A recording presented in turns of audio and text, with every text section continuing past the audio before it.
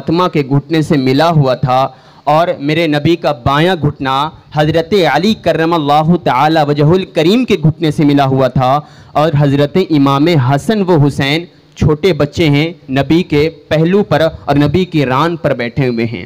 اسی کے بعد آقا کریم صلی اللہ علیہ وسلم اپنی چادر رحمت لیتے ہیں اور چادر رحمت کے اوپر سے سارے تن کو یعنی پنجتن پاک کے اوپر ڈال دیتے ہیں۔ اسی چادر کے اندر ایک ذات میرے مصطفیٰ جان رحمت کی ذات ہے، دوسری ذات مولائے کائنات حضرت علی کی ذات ہے، تیسری ذات سیدہ کائنات حضرت فاطمہ کی ذات ہے، چوتھی ذات امام حسن مجتبیٰ کی ذات ہے، پانچویں ذات اور مولا حسین رضی اللہ تعالی عنہ کی ذات ہے۔ جب 5 تن ایک چادر کے اندر جمع ہو گئے، رسول کریم صلی اللہ علیہ وسلم اپنی دعا کے ہاتھ اٹھاتے ہیں اور ارشاد فرمایا، اللہم ہاؤلائی اہل بیت فیطہرکم تطہیرا، مولا یہ میرے گھر والے ہیں، میری اہل بیت ہے، میرے رشتہ دار اور میرا گھرانہ ہے، مولا تو خوب خوب ان کو پاک کر دے، مولا گندگی سے ان کو دور کر دے، گندگی سے دور کر کے مولا خوب خوب ان کو نجات سے دور کر کے پاک و صاف فرما دے۔ نبی پاکی کی دعا مانگ رہا ہے، نبی پاکی کی دعا کر رہے ہیں، تیری دعا اثر سے نہ کبھی ملعول ہوئی، ادھر زبان سے نکلی ادھر قبول ہوئی۔ نبی کریم دعا کے لیے ہاتھ اٹھاتے ہیں، اللہ نے پاکی والی آیت کو نازل فرمایا، آیت تطہیر کو نازل فرمایا، قرآن نے پکار کر اپنے محبوب کو مخاطب کیا اور ارشاد فرمایا، انما یرید اللہ لیذہب عنکم الرجس اہل البیت فیطہرکم تطہیرا۔ اے محبوب، اللہ تبارک و تعالیٰ تو یہی ارادہ فرماتا ہے کہ وہ آپ کے گھر والے کو گندگی سے دور کر دے، نجاست سے دور کر دے اور ان کو خوب پاک و صاف کر دے۔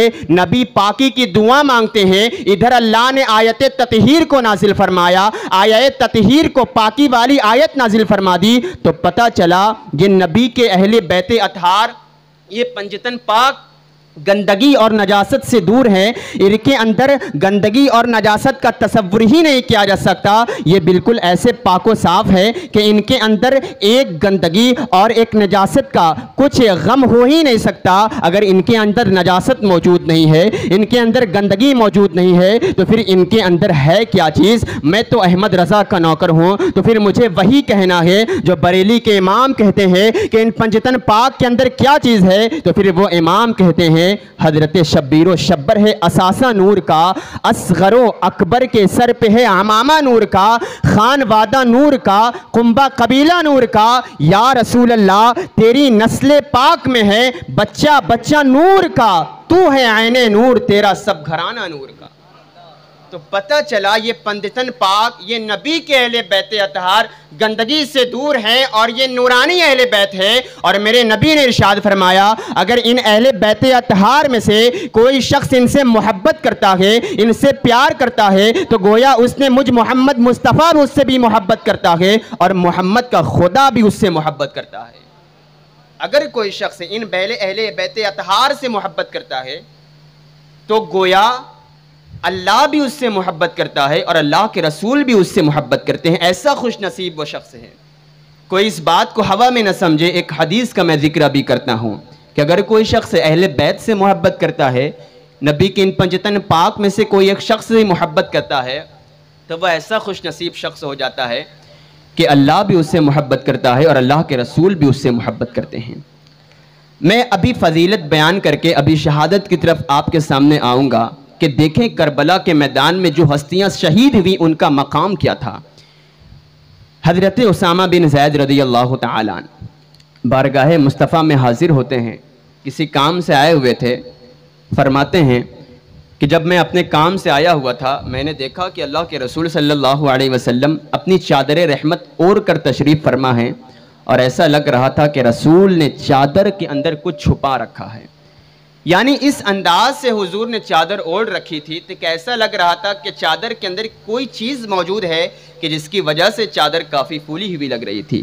اسامہ بن زید رضی اللہ تعالیٰ عنہ مکمل ہو جاتا ہے کام، سوچتے ہیں پوچھوں یا نہ پوچھوں، چونکہ صحابہ کرام حضور کی بارگاہ میں ایسا ادب رکھتے تھے کہ کسی چیز کی پوچھنے کی ہمت بھی نہ کرتے تھے۔ اسامہ بن زید کے دل میں بار بار خیال آتا کہ پوچھوں یا نہ پوچھوں، حتیٰ کہ اسامہ بن زید رضی اللہ تعالیٰ عنہ واپس آنے لگے کہ دروازے پر جاتے جاتے پوچھ دیا، یا رسول اللہ آپ نے چادر کے اندر کیا چیز چھپایا ہے؟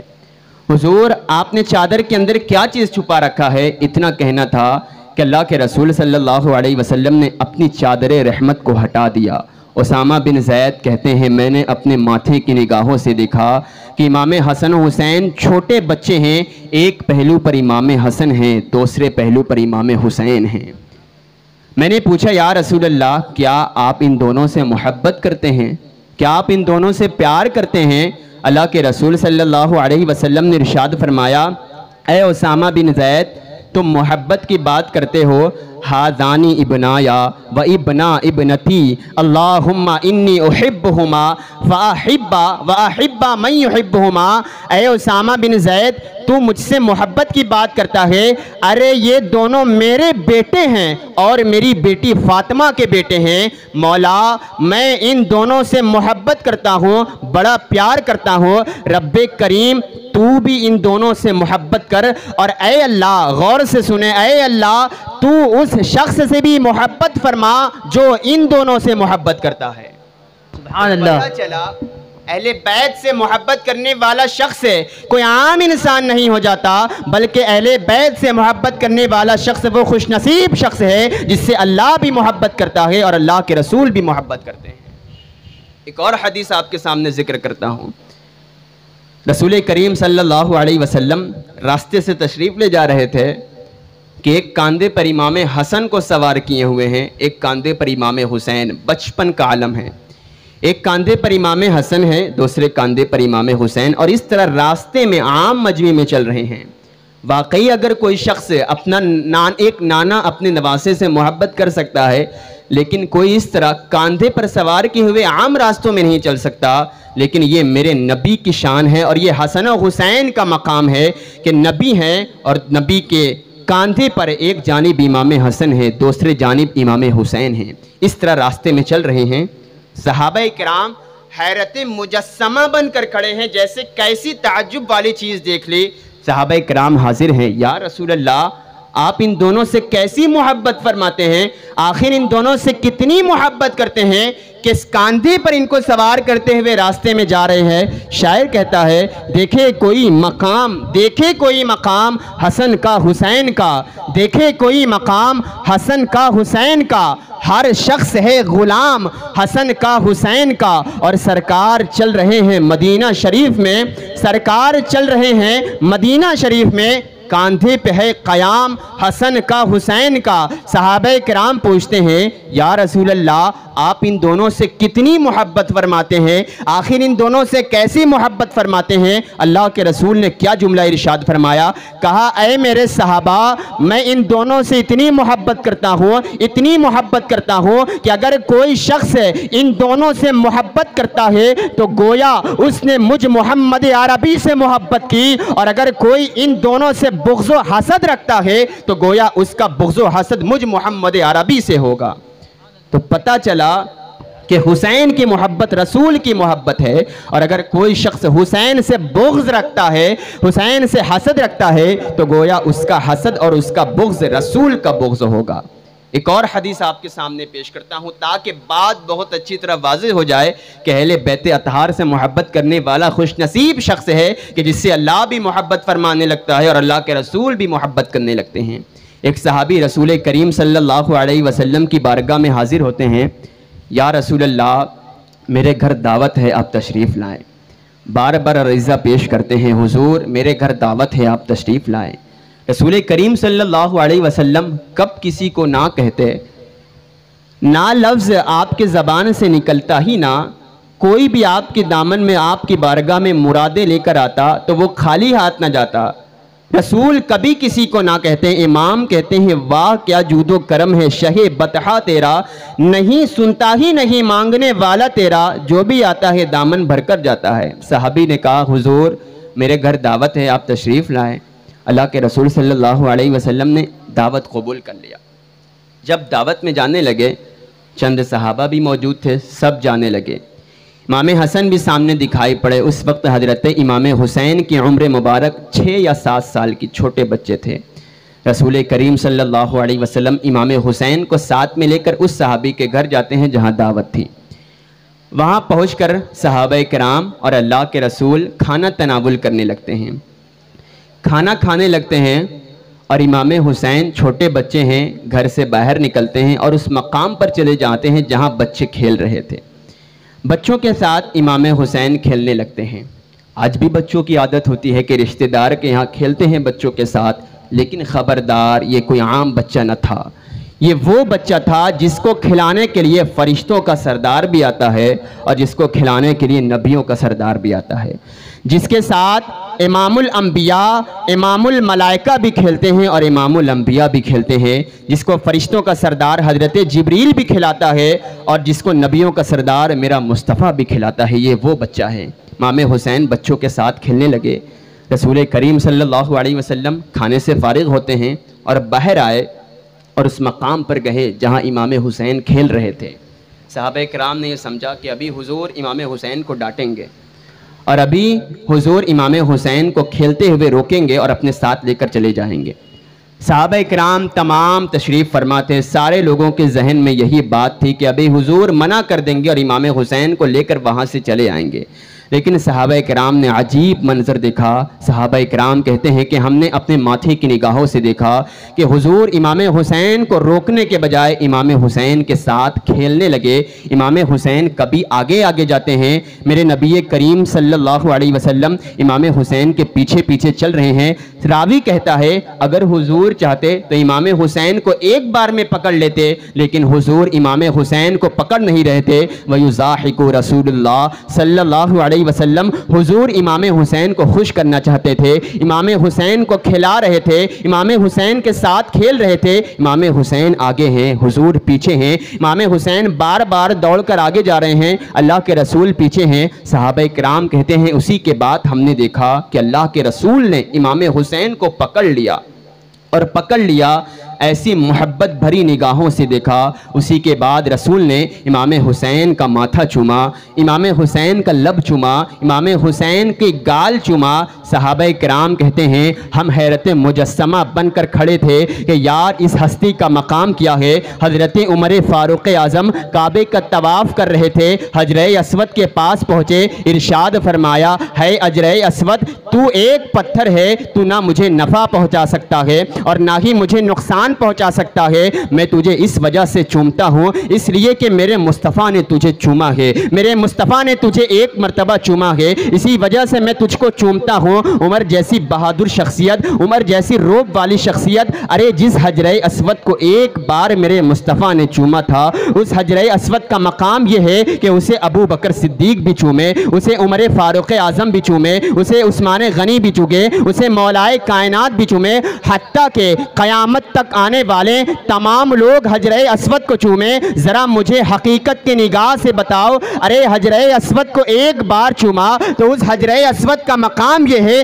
کہ قیامت تک لوگ اس کو چومتے رہیں گے۔ ذرا امام حسین کی عظمت کا اندازہ کون لگا سکتا ہے کہ صحابہ کہتے ہیں کہ ہم نے دیکھا کہ حضور کبھی لب چومتے، کبھی گال چومتے، کبھی ماتھا چومتے، حجر اسود کو ایک بار چوما تو اس کا مقام جدا ہے۔ امام حسین کی عظمت کا اندازہ کون لگا سکتا ہے؟ تو پھر مجھے کہنے دو، پیدا ہوئے تو حق سے شریعت خرید لی، پیدا ہوئے تو حق سے شریعت خرید لی، جب ہو گئے جوان تو امامت خرید لی، اور سر دے کے راہ حق میں شہادت خرید لی، سر دے کے راہ حق میں شہادت خرید لی، نانا کے اس نواسے نے امت خرید لی۔ نعرہ تکبیر، نعرہ رسالت، ذکر شہدائے کربلا، نعرہ تکبیر۔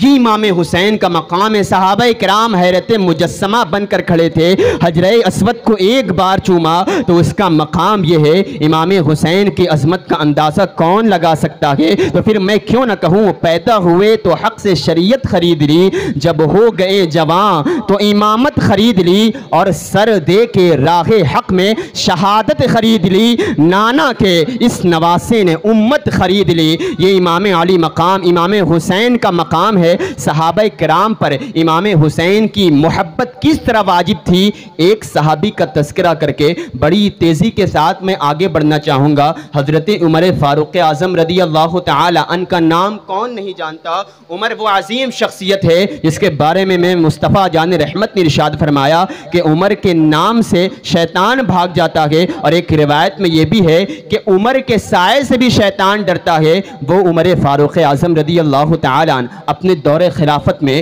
مسجد نبوی میں حاضر ہیں، جمعہ کا دن ہے، اور منبر پر حضرت عمر خطبہ دے رہے ہیں۔ حضرت عمر کا خطبہ صحابہ کرام ایسا ادب کے ساتھ سنتے کہ لگتا ہے کہ کوئی باوقار شخصیت کا خطبہ ہو رہا ہے، کوئی باوقار شخصیت خطبہ ہمیں دے رہے ہیں۔ صحابہ کرام کی اتنی جرت نہ تھی کہ وہ ادھر ادھر دیکھ سکتے۔ جب حضرت عمر کا خطبہ چل رہا تھا، جمعہ کا دن تھا، صحابہ کرام لاکھوں کی تعداد میں موجود ہیں، حضرت امام حسین ہیں کہ 12-13 سال کی عمر مبارک ہیں۔ آپ مقام دیکھیں، امام حسین مسجد نبوی میں داخل ہوتے ہیں اور صحابہ کرام کی صفوں کو چیرتا ہوا آگے آتے ہیں۔ خطبہ کس ہستی کا ہو رہا ہے؟ عمر جیسی شخصیت کا۔ جمعہ کا دن ہے، لاکھوں کی تعداد میں صحابہ کرام موجود ہیں۔ حضرت امام حسین 12-13 سال کی عمر ہے، صفوں کو چیرتے ہوئے جب حضرت عمر کے پاس پہنچے، ارشاد فرمایا، اے عمر، اے امیر المؤمنین، آپ میرے نانا جان کے منبر سے نیچے اتریں اور اپنے نانا جان کے منبر پر جائیں۔ حضرت عمر فاروق اعظم رضی اللہ تعالی عنہ سے ایک جملہ کہا، صحابہ کرام نے سمجھا ہو سکتا ہے کہ عمر خطبہ مکمل کر کے نیچے اتر جائیں، لیکن 22 لاکھ میل مربع کا حاکم، آدھی دنیا پر حکومت کرنے والا وہ عمر نہ آؤ دیکھتا ہے نہ تاؤ دیکھتا ہے، ایک لفظ پر فوراً ممبر سے نیچے اترے، اور اتنا ہی نہیں بلکہ اپنا امامہ اتارا اور امام حسین کے قدموں میں رکھا اور ارشاد فرمایا، حل انبتا علی رؤوسنا الشعر الا اللہ ثم انتم۔ اے حسین، عمر کو جو عزت ملی ہے وہ اللہ نے دی ہے، اس کے بعد آپ لوگوں نے عطا کی ہے۔ اے حسین، عمر جو آج اس مقام پر کھڑا ہے وہ اللہ نے عطا کیا ہے، اس کے بعد آپ لوگوں نے عطا کیا ہے۔ 22 لاکھ میل مربع کا حاکم ایک بچے کا یہ ادب کر کے بتا دیا کہ عمر جیسی شخصیت محمد مصطفیٰ کا بھی نوکر ہے اور آل محمد کا بھی نوکر ہے۔ سبحان اللہ۔ یہ عمر فاروق اعظم رضی اللہ تعالی عنہ جس سے کیسر و کسریٰ کا تاجدار کانپا کرتا تھا، لیکن عمر ایک بچے کا ادب کر کے بتا دیا کہ عمر جیسا بہادر شخص ہے کیسر و کسریٰ کے بادشاہ کے آگے نہیں جھکتا، لیکن آل محمد کے آگے نوکر بن کے کھڑا رہتا ہے۔ یہ حضرت امام علی مقام امام حسین رضی اللہ تعالی عنہ کا مقام ہے، جس کے بارے میں میرے رسول نے ارشاد فرمایا، الحسن والحسین سیدہ شباب اہل الجنہ، کہ حسن و حسین جنتی نوجوانوں کے سردار ہیں۔ بڑی تیزی کے ساتھ میں آگے بڑھتا ہوں چونکہ وقت کی قلت ہے۔ امام علی مقام امام حسین رضی اللہ تعالی عنہ کی شہادت سے قبل آپ مقام دیکھیں، اب شہادت دیکھیں کہ امام علی مقام امام حسین رضی اللہ تعالی عنہ اتنے مقام والے، لیکن اللہ کے رسول صلی اللہ علیہ وسلم کی زندگی میں ہی آقا کریم صلی اللہ علیہ وسلم کو یہ معلوم ہو گیا تھا کہ میرے ہی امت کے لوگ، میرے ہی کلمہ پڑھنے والے امام علی مقام امام حسین کو شہید کر دیں گے اور ان کا خون بہا دیں گے۔ واقعہ کچھ اس طرح ہے کہ حضرت علی کرم اللہ تعالی وجہہ الکریم، حضرت علی کرم اللہ تعالی وجہہ الکریم کربلا کی سرزمین سے، اپنے دور خلافت میں کربلا کی سرزمین سے گزر رہے تھے۔ جب کربلا کے مخصوص مقام پر پہنچے، حضرت علی اور آپ کے ساتھ آپ کے ایک ساتھی حضرت عبداللہ ابن نجی تھے۔ چلتے چلتے چلتے چلتے جب کربلا کا مخصوص مقام کوفے کے قریب پہنچے تو اچانک چلتے چلتے حضرت علی کی زبان سے ایک جملہ نکلا، صبرن ابا عبداللہ صبرن بشت الفرات، صبرن ابا عبداللہ صبرن بشت الفرات۔ اس کا مطلب یہ ہے کہ اے حسین، تم نہر فرات کے کنارے صبر سے کام لینا، اے حسین تم نہر فرات کے کنارے صبر سے کام لینا۔ چلتے چلتے اچانک حضرت علی کی زبان سے جب یہ جملہ نکلا تو پیچھے آپ کے ساتھی عبداللہ ابن نجی بھی تھے۔ پوچھا، اے امیر المومنین، ہمارے سامنے بظاہر کوئی واقعہ پیش نہیں آیا، ہم نے کوئی منظر نہیں دیکھا، لیکن اس کے باوجود آپ کی زبان سے جملہ نکلا، صبرن ابا عبداللہ صبرن بشت الفرات۔ کہ حسین نہر فرات کے کنارے صبر سے کام لینا اس کا کیا مطلب ہے؟ تو حضرت علی کرم اللہ تعالی وجہ الکریم بیان فرماتے ہیں کہ اصل میں معاملہ یہ ہے کہ ایک مرتبہ میں اللہ کے رسول صلی اللہ تعالی علیہ وسلم کی خدمت میں حاضر ہوا. میں نے دیکھا کمرہ خالی ہے, وہاں کوئی موجود نہیں ہے, لیکن اللہ کے رسول صلی اللہ علیہ وسلم رو رہے ہیں. آقا کریم صلی اللہ علیہ وسلم کی آنکھوں سے آنسو گرتے اور گالوں پر آتے موتیوں کی طرح جھڑ جاتے.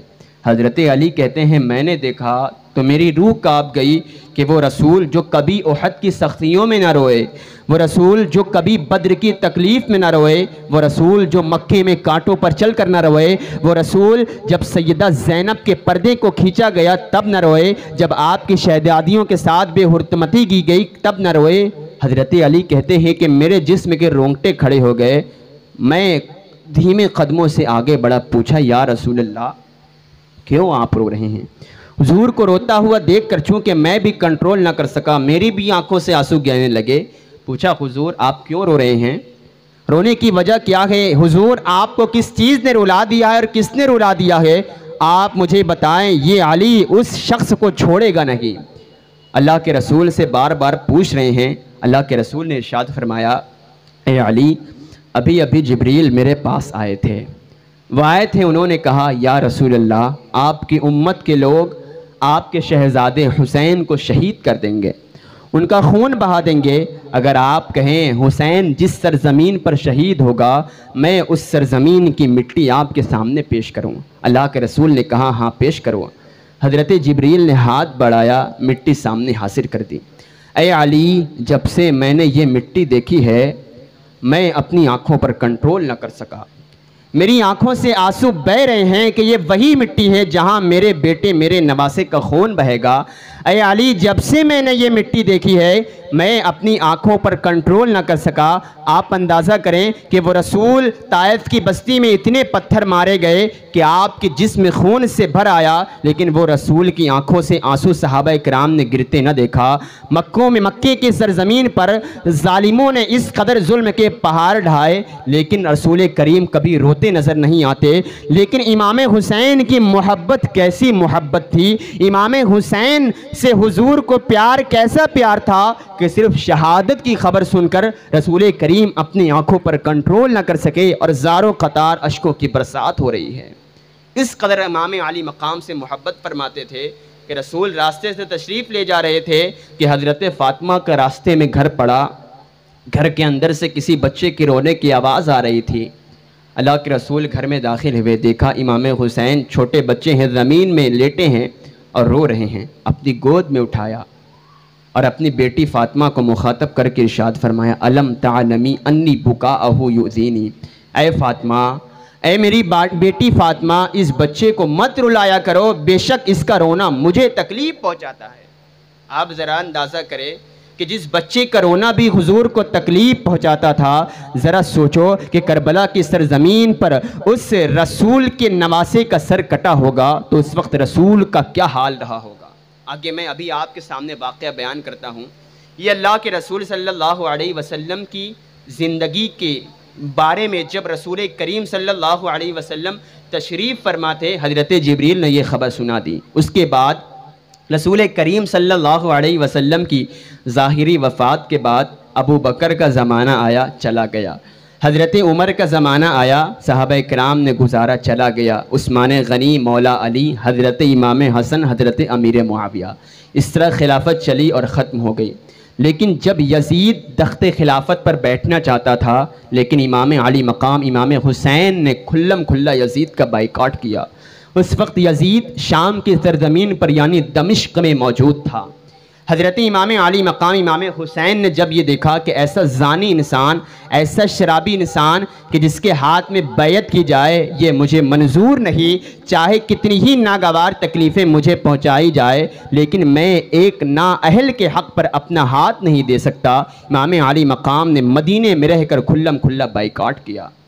کوفے کی سرزمین پر جب کچھ لوگوں کو پتہ چلا کہ امام حسین نے یزید کا بائیکاٹ کرتے ہیں تو کوفے کی سرزمین کے لوگ امام علی مقام امام حسین کی طرف خط روانہ کرتے ہیں کہ امام حسین آپ کوفہ تشریف لے آئیں, ہمیں پتہ ہے کہ آپ یزید کی بیعت کو قبول نہیں کریں گے، آپ خاندان رسالت کے فرد ہیں، اے حسین آپ کوفہ آ جائیں، ہم آپ کے ہاتھ پر بیعت کریں گے، ہم بھی نہیں چاہتے ہیں کہ ہم یزید کے ہاتھ پر بیعت کریں۔ کوفے کے لوگ امام حسین کو بار بار خط لکھنے لگے، حتیٰ کہ سینکڑوں کی تعداد میں 100 سے زائد خطوط امام پاک کے پاس آئے۔ امام حسین نے کوفہ جانے کا ارادہ فرمایا۔ میں واقعات کی تفصیل میں نہیں جاتا، چند واقعہ آپ کے سامنے گوش گزار کرتا ہوں۔ بے شمار خطوط جب امام کے پاس آئے، امام نے ارادہ فرمایا، صحابہ کرام نے منع فرما دیا کہ امام حسین آپ کوفہ نہ جائیں، یہ کوفہ والے ایسے غدار ہیں کہ انہوں نے آپ کے والد گرامی حضرت علی کے ساتھ غداری کی، یہ ایسے غدار ہیں کہ انہوں نے آپ کے بھائی امام حسن کو بھی نہ چھوڑا، ان کے ساتھ بھی غداری کی۔ اے امام حسین آپ کوفہ نہ جائیں، آپ کوفہ نہ جائیں۔ صحابہ کرام نے گھیر کر منع کر دیا کہ آپ کوفہ نہ جائیں۔ حضرت امام حسین کے پاس بار بار خط آ رہے تھے، تو امام حسین نے کہا ٹھیک ہے میں نہیں جاتا، میں اپنے چچا زاد بھائی حضرت مسلم بن عقیل کو بھیجتا ہوں، تاکہ حضرت مسلم بن عقیل رضی اللہ تعالیٰ عنہ حالات کا جائزہ لے لیں کہ وہاں کا کیا ماحول ہے، اور حالات کا جائزہ لینے کے بعد امام مسلم بن عقیل جب مجھے اطلاع کریں گے تب میں کوفے کی سرزمین پر جاؤں گا۔ حضرت امام مسلم بن عقیل رضی اللہ تعالیٰ عنہ اپنے چند ساتھیوں کے ساتھ کوفے کی سرزمین پر تشریف لاتے ہیں۔ وہاں کوفیوں نے بہت زیادہ استقبال کیا، اور کم و بیش ایک وقت میں 12,000 لوگ آپ کے ہاتھ پر بیعت کرتے ہیں اور آپ سے مرید ہو جاتے ہیں۔ مسلم بن عقیل رضی اللہ تعالیٰ عنہ نے یہ دیکھا کہ واقعی کوفے کے لوگ ہمارے لیے ہمدردی دلوں میں رکھتے ہیں۔ اس طرح حالات کو لے کر دیکھا کہ 12,000 لوگ میرے ہاتھ پر بیعت کر چکے ہیں، تو امام پاک کو خط لکھ دیا کہ امام حسین آپ کوفہ تشریف لائیں، واقعی یہ کربلا کی سرزمین کے کوفے کے لوگ ہمارا ساتھ دیں گے، اور ایک وقت میں 12,000 لوگ میرے ہاتھ پر بیعت کر چکے ہیں۔ امام حسین کو یہ خط ملا، اور امام حسین رضی اللہ تعالیٰ عنہ کوفے آنے کے لیے تیار ہو گئے اور راستے میں نکل گئے۔ جیسے ہی امام حسین کو مسلم بن عقیل نے خط بھیجا، وہاں کا ماحول بگڑ گیا۔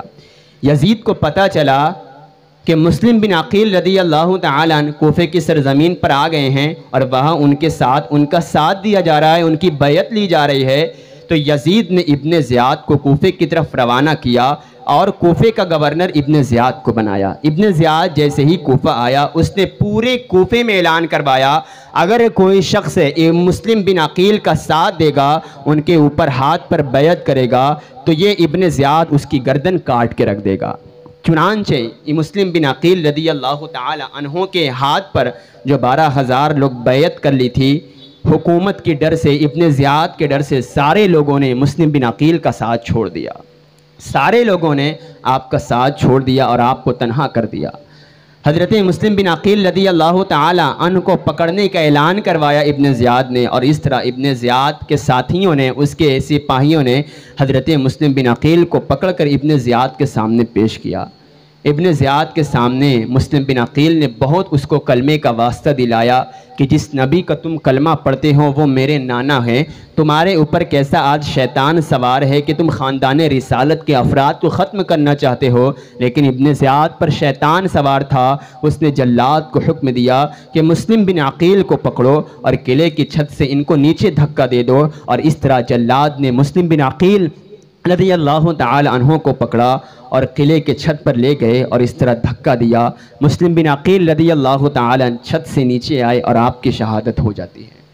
آپ شہادت نوش فرماتے ہیں۔ اب مسلم بن عقیل رضی اللہ تعالی عنہ کو یہ بات کا ڈر بہت زیادہ تھا کہ میں نے تو خط امام پاک کی طرف بھیج دیا، اور امام حسین نکل بھی پڑے ہیں، اور خط ہی بھیجنے کے بعد سارا ماحول بگڑ لیا ہے، کاش کسی طرح امام حسین رک جائیں اور کوفے کی طرف نہ آئیں، چونکہ خط نکل چکا تھا۔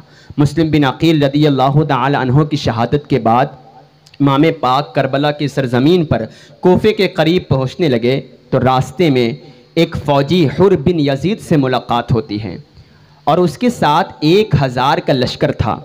حر بن یزید نے امام پاک سے کہا، اے امام حسین، میں آپ کا غلام ہوں، لیکن یزید نے مجھے آپ کو پکڑنے کے لیے بھیجا ہے، خدا کے لیے آپ آگے نہ جائیں، میں آپ کا ادب کرتا ہوں، آپ آگے نہ جائیں، لیکن میری ملازمت بھی ضروری ہے، خدا کے لیے آپ یہیں رک جائیں، آپ آگے نہ جائیں، یزید نے آپ کو پکڑنے کے لیے بھیجا ہے۔ چنانچہ حر بن یزید نے بہت زیادہ اصرار کیا تو مجبوراً امام پاک کو کوفے سے قریب کربلا کی سرزمین پر پڑاؤ ڈالنا لگا۔ یہ غالباً 7ویں محرم الحرام کی تاریخ کا واقعہ ہے۔ امام علی مقام امام حسین رضی اللہ تعالیٰ 7ویں محرم کو کربلا کے سرزمین پر حاضر ہیں، اور آپ کے ساتھ 72 افراد بھی موجود ہیں۔ دشمن کے گھوڑے ادھر ادھر دوڑ رہے ہیں، اور یزید نے نہر فرات پر بندی بھی لگوا دی کہ جانور پیے پانی، کتے پیے، خنزیر پیے، چرند و پرند پیے، حتیٰ کہ مسلمان تو مسلمان، غیر مسلم پیے، لیکن آل محمد کے لیے ایک قطرہ پانی نہ دینا۔ یزید نے تمام فرات پر پہرہ لگا دیا۔ ایک دن گزرا، 2 دن، حتیٰ کہ 9ویں محرم الحرام کی رات آ گئی۔ اگلے دن عاشورہ کا واقعہ پیش آنے والا ہے۔ امام علی مقام 9ویں محرم الحرام کی رات میں تشریف فرما ہے۔ دشمنوں کے گھیڑے خیمے کے ارد گرد گھوم رہے ہیں۔ 3 دن کے پیاسے حلق شدت امام پاک اور آپ کے 72 افراد، پیاس کی شدت ہے۔ خیمے کے اندر جو آپ کی پھوپیاں تھیں، ایک پھوکی امام حسین کی بہت زیادہ آپ کو گھبراہٹ ہو رہی تھی۔ امام پاک کی خیمے کے اندر ایک پھوپھی موجود ہیں، بہت زیادہ گھبراہٹ ہو رہی تھی کہ کوئی امام حسین کو تکلیف نہ پہنچائے، اور اسی گھبراہٹ میں آپ بے ہوش ہو جاتی ہیں۔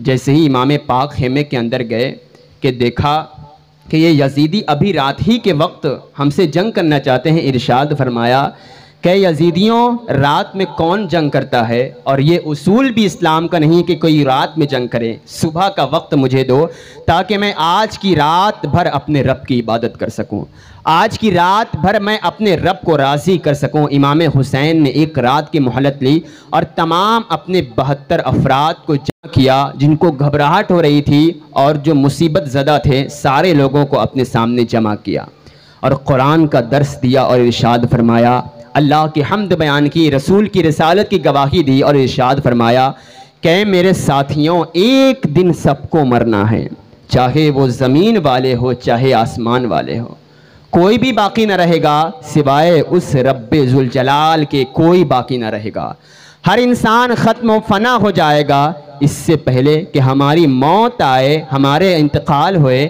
اس سے پہلے ہم اپنے رب کو راضی کر کے جائیں، اپنے رب کو ہم منا کے جائیں۔ امام حسین نے جب یہ قرآن کا درس دیا تو صحابہ کرام اور جو آپ کے اہل بیت اطہار کے 72 افراد موجود تھے، سارے لوگوں میں ایسا جذبہ پیدا ہوا کہ سارے لوگ رات بھر عبادت کرتے رہے، کوئی ذکر الہی کرتا رہا، کوئی سجدے میں روتا رہا، کوئی صرف توبہ استغفار ہی کرتا رہا، کوئی رات بھر نماز پڑھتا رہا، کوئی سجدے میں زار و قطار روتا رہا، حتیٰ کہ اہل بیت اطہار کے لوگ 72 افراد موجود تھے، رات بھر عبادت کرتے ہیں اور عبادت کرتے کرتے رات بھر صبح طلوع ہو جاتی ہے، یعنی رات بھر عبادت کی۔ آپ ذرا اندازہ کریں کہ آج ہم اپنے آپ کو حسینی کہتے ہیں، آج کی 9ویں محرم الحرام کی رات امام پاک امام علی مقام نے ایک رات کی مہلت لی تھی تاکہ آج کی رات میں اپنے رب کو راضی کر کے جاؤں۔ آپ اندازہ کریں کہ واقعی اگر ہم حسینی ہوتے تو آج کی رات ہم کیوں نہ اپنی عبادت میں زندگی گزارتے۔ اور آج دیکھا یہ جاتا ہے کہ افسوس صد افسوس کی بات ہے کہ آج اسی 9 محرم الحرام کی رات میں ہم ادھر لڑائی جھگڑا، ادھر گالی گلوچ، ادھر مار پیٹ اور اس طرح بے حیائی اور عورتوں کا خلطمل، اس طرح کے خرافات میں ہم زندگی گزار رہے ہیں۔ مجھے بتاؤ کیا یہی حسینیت ہے کہ امام حسین کا نام لے کر ایک شخص گالی گلوچ کر رہا ہے، مار پیٹ کر رہا ہے؟ مجھے بتاؤ کیا یہی امام حسین کی محبت کی علامت ہے کہ ایک شخص امام حسین کا نام بھی لیتا ہے، ساتھ میں عورتوں کا خلط ملط بدنگاہی بھی کی جا رہی ہے؟ مجھے بتاؤ کیا یہی امام حسین سے محبت کی علامت ہے کہ آج رات کی رات ہم عبادت نہ کر کے اپنے رب کو ناراض کرتے رہے اور ادھر ادھر کی خرافات میں ہم زندگی گزارتے رہے؟ خدا را ہمارا ضمیر اس قدر مردہ ہو گیا ہے کہ ہم نے حسینیت کو چھوڑ کر آج یزیدیت اختیار کر لی ہے۔ وہاں امام حسین رضی اللہ تعالیٰ ادھر رات بھر لوگ عبادت کر رہے تھے اور ادھر یزید کے قافلے کی طرف موج مستی کی جا رہی تھی، شراب نوشی کی جا رہی تھی اور طرح طرح کی خرافات عیاشی کی جا رہی تھی۔ مجھے بتاؤ آج کی رات کیا عیاشیوں کی زندگی گزارنے کی رات ہے؟ خدا کے لیے اپنے ضمیر کو بیدار کرو، اپنے آپ کو دیکھو کہ کہیں ہم بھٹک تو نہ گئے۔ جس کی محبت آدھا ایمان تھی، کہ جس کی محبت رسول کی محبت تھی، کہیں ایسا نہ ہے کہ ہم اسی کی محبت کے آڑ میں ہم اپنے آپ کو یزیدی بنائے پھریں۔ خدا کے لیے اپنے آپ کو سنبھالو، اپنے آپ کو پہچانو کہ ہم سنی مسلمان ہیں، ہمیں کہاں جانا ہے۔ رات بھر امام علی مقام امام حسین اور آپ کے ساتھی عبادت کرتے رہے، صبح بیدار ہوتے ہیں۔ یزیدیوں نے جنگ کرنا شروع کیا، امام حسین نے ایک بار پھر سمجھایا، کرے میں وہی حسین ہوں جس کے بارے میں تمہارے رسول اور میرے نانا نے ارشاد فرمایا، حسین منی وانا من الحسین احب اللہ من احب حسین۔ رسول نے تمہارے ارشاد فرمایا، حسین مجھ سے ہیں اور میں حسین سے ہوں، اللہ اس سے محبت کرے جو حسین سے محبت کرتا ہے۔ مجھے پہچانو، میں وہی حسین ہوں جس کے بارے میں تمہارے رسول نے ارشاد فرمایا کہ حسین جنتی نوجوانوں کا سردار ہے۔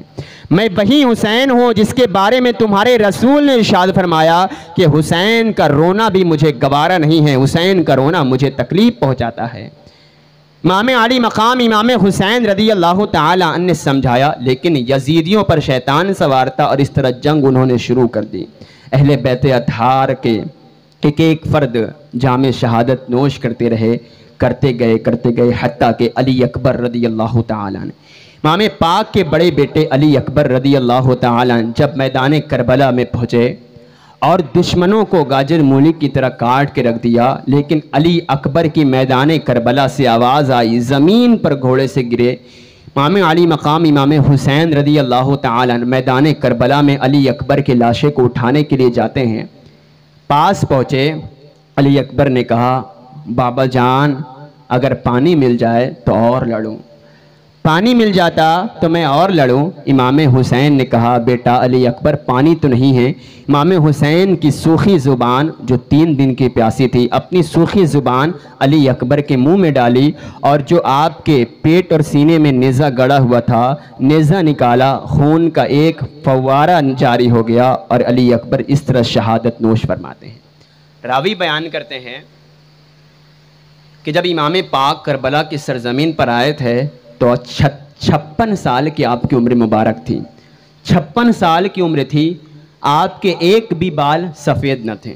راوی بیان کرتے ہیں کہ 56 سال کی عمر مبارک تھی، ایک بھی بال سفید نہ تھے، لیکن کربلا کی سرزمین پر جب علی اکبر کے لاشے کو اٹھانے کے لیے حسین پہنچے ہیں تو ایک بیٹے کے غم نے امام حسین کو اتنا تڑپایا کہ امام حسین کا ایک بال بھی کالا نہ بچا، پورا بال سفید ہو گئے۔ علی اکبر کے لاشے کو اٹھا کر امام خیمے میں لاتے ہیں اور اسی کے بعد اس طرح جب کوئی نہ بچا، امام علی مقام امام حسین رضی اللہ تعالیٰ عنہ خود ہی جانے لگتے ہیں تو گھوڑے کی لگام کو قاسم نے پکڑا، چچا جان ابھی میں بھی موجود ہوں۔ امام حسین نے کہا، بیٹا قاسم تو میری بھائی حسن کی آخری نشانی ہے، تو رک جا، اور تیرے بھائی زین العابدین کی طبیعت بھی علیل ہے، تو اس طرح لٹا قافلہ مدینے واپس لے کر چلے جانا۔ حضرت قاسم نے کہا، چچا جان کیسے میں چلا جاؤں، کیسے میں چلا جاتا؟ میرے والد گرامی امام حسن نے ایک چٹھی اور ایک مجھے چیزیں عطا فرمائی تھیں کہ جب مصیبت زیادہ ہو جائے تو اس کو دیکھ لینا۔ آج خدا کے لیے میں نے اس خط کو اور اس چٹھی کو نکال کر دیکھا تو اس میں یہ لکھا پایا کہ حسین کی شہادت سے پہلے بیٹا تمہیں شہید ہونا ہے، امام حسین کی جان پر اپنی جانوں کو نچھاور کر دینا۔ اے چچا جان اگر میں رک گیا تو کل قیامت کے دن میں اپنے والد گرامی کو کیا منہ دکھاؤں گا۔ گھوڑے کی زین کس کے اور امام حسین نے بوسہ دے کر حضرت قاسم کو روانہ کیا ہے۔ آپ جانتے ہیں کون یہ قاسم ہے؟ غالباً 16 یا 18 دن ہوئے تھے آپ کے نکاح ہوئے۔ یہ ایسا جوان تھا قاسم کہ 16 یا 17 دن آپ کی نکاح ہوئے ہوا تھا۔ حضرت قاسم جب میدان کربلا میں آئے تو صحابہ کرام کہتے ہیں ایسا لگ رہا ہے یہ جوان ایسا ہے کہ 14ویں کی رات میں ایک چاند طلوع ہو گیا ہے، ایسے حضرت قاسم تھے۔ لڑتے لڑتے حضرت قاسم کی بھی آواز آئی، یا ابتاہو، اے میرے چچا جان۔ حضرت امام حسین نے کہا، بیٹا قاسم تو بھی چل بسا، تو بھی چل گیا۔ لاشے کو اٹھا کر خیمے میں لائے۔ ظہر کی نماز کا وقت آیا، امام حسین نے کہا کہ ان سے کہہ دو کہ یہ تھوڑا جنگ روک دے تاکہ ہم ظہر کی نماز ادا کر لیں۔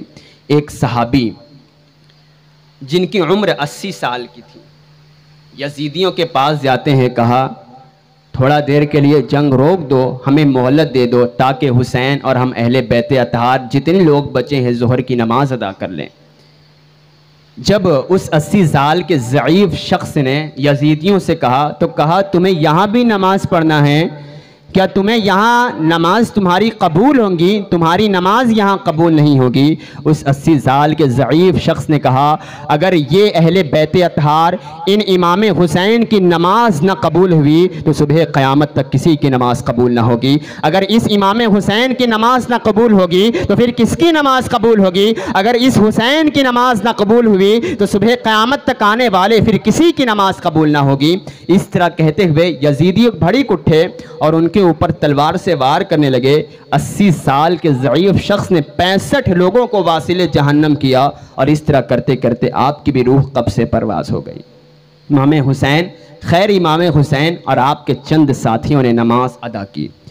ظہر کی نماز امام علی مقام امام حسین رضی اللہ تعالیٰ نماز ادا کرتے ہیں۔ مجھے بتاؤ کہ آج لوگ کہتے ہیں کہ دین پر چلنا کتنا سخت ہے، دین پر چلنا کتنا مشکل ہے، اس طرح کی باتیں وہی لوگ آج ہم کہتے ہیں کہ جس کی مسجدوں میں قالین بچھے ہوئے ہیں، جن کی مسجدوں میں اے سی لگی ہوئی ہے، جن کی مسجدوں میں ہر چیز کی فراہم ہے، آج ہم کہتے ہیں کہ دین پر چلنا اتنا مشکل ہے۔ ذرا اس امام حسین سے پوچھو کہ تلواروں کے سائے میں جس نے نمازیں ادا کی، آج ہمیں نمازوں کی فرصت نہیں۔ آج کا نوجوان رات بھر اپنی گناہوں میں زندگی گزارتا رہا لیکن نمازوں کی اسے فرصت نہ تھی۔ اس طرح کی بے حیائیوں میں زندگی ہم گزارتے رہے، صبح گناہ ہم کرتے رہے، شام گناہ ہم کرتے رہے، زندگی کا لمحہ لمحہ ہم اپنی گناہوں میں گزارتے رہے، لیکن اگر فرصت نہ تھی تو پھر ہمیں نماز کی فرصت نہ تھی۔ اگر نمازوں سے غافل ہو اور اپنے آپ کو حسینی کہتے ہو تو ایسی حسینیت کس کام کی؟ امام نے تو یہی پیغام دیا کہ گردن پر تلواریں رکھی ہوں لیکن کبھی نمازیں قضا نہ ہونے دینا۔ یہ پیغام امام پاک کا تھا، لیکن آج ہم اتنی فیسنلٹی ہوتے ہوئے، اتنے سکون فراہم ہوتے ہوئے نمازوں سے ہم غافل ہیں۔ ہر طرح کی گناہوں میں ہم زندگی گزارتے ہیں لیکن آج ہمیں نمازوں کی فرصت نہیں۔ امام پاک نے نمازیں ادا کی اور اسی کے بعد خیمے میں امام پاک موجود ہیں۔ حضرت عباس علمبردار رضی اللہ تعالیٰ عنہ، کون حضرت عباس علمبردار ہے آپ جانتے ہیں کہ حضرت عباس علمبردار رضی اللہ تعالیٰ عنہ امام حسین کے سوتیلے بھائی تھے، لیکن حق ایسا ادا کیا کہ ایک سگا بھائی بھی ایسا حق ادا نہیں کر سکتا۔ ام بنین جو آپ کی ماں تھی، حضرت عباس علمبردار کی ماں ام بنین، موت کا وقت ہے ام بنین کا، اپنے تمام بچوں کو بلایا کہ اے عباس ادھر آ، اے عبداللہ ادھر آ، اے عثمان ادھر آ، میرے تمام بچوں، میں نے تم کو دودھ اس وجہ سے نہ پلایا کہ تم بڑے ہو کر کوئی اور کام کرو، میں نے تم کو دودھ اس وجہ سے پلایا ہے تاکہ امام حسین کا جب وقت شہادت آئے تو اس سے پہلے تمہیں شہید ہونا ہے، اس وجہ سے تمہیں دودھ پلایا ہے۔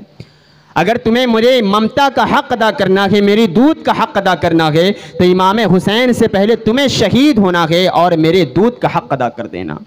امام علی مقام امام حسین رضی اللہ تعالیٰ عنہ کے سوتیلے بھائی حضرت عباس علمبردار کی ماں موت کے وقت یہ وصیت کر رہی ہے کہ ایسا تم کو کرنا ہے اگر تمہیں میری ممتا کا حق ادا کرنا ہے، لیکن اے عباس یاد کرنا، یاد رکھنا ہمیشہ تیرا باپ علی ہے، اے عباس تیرا باپ علی ہے اور میرے حسین کا بھی باپ علی ہے، لیکن اے عباس یاد رکھنا تیری ماں فاطمہ نہیں ہے بلکہ تیری ماں ام بنین ہے، اور تیری ماں ام بنین ہمیشہ فاطمہ کی نوکر بن کے رہی ہے، فاطمہ کی کنیز بن کے رہی ہے۔ کبھی امام حسین کو اپنی طرح بھائی نہ سمجھنا، امام حسین کو ہمیشہ آقا سمجھنا اور اپنا بڑا سمجھنا۔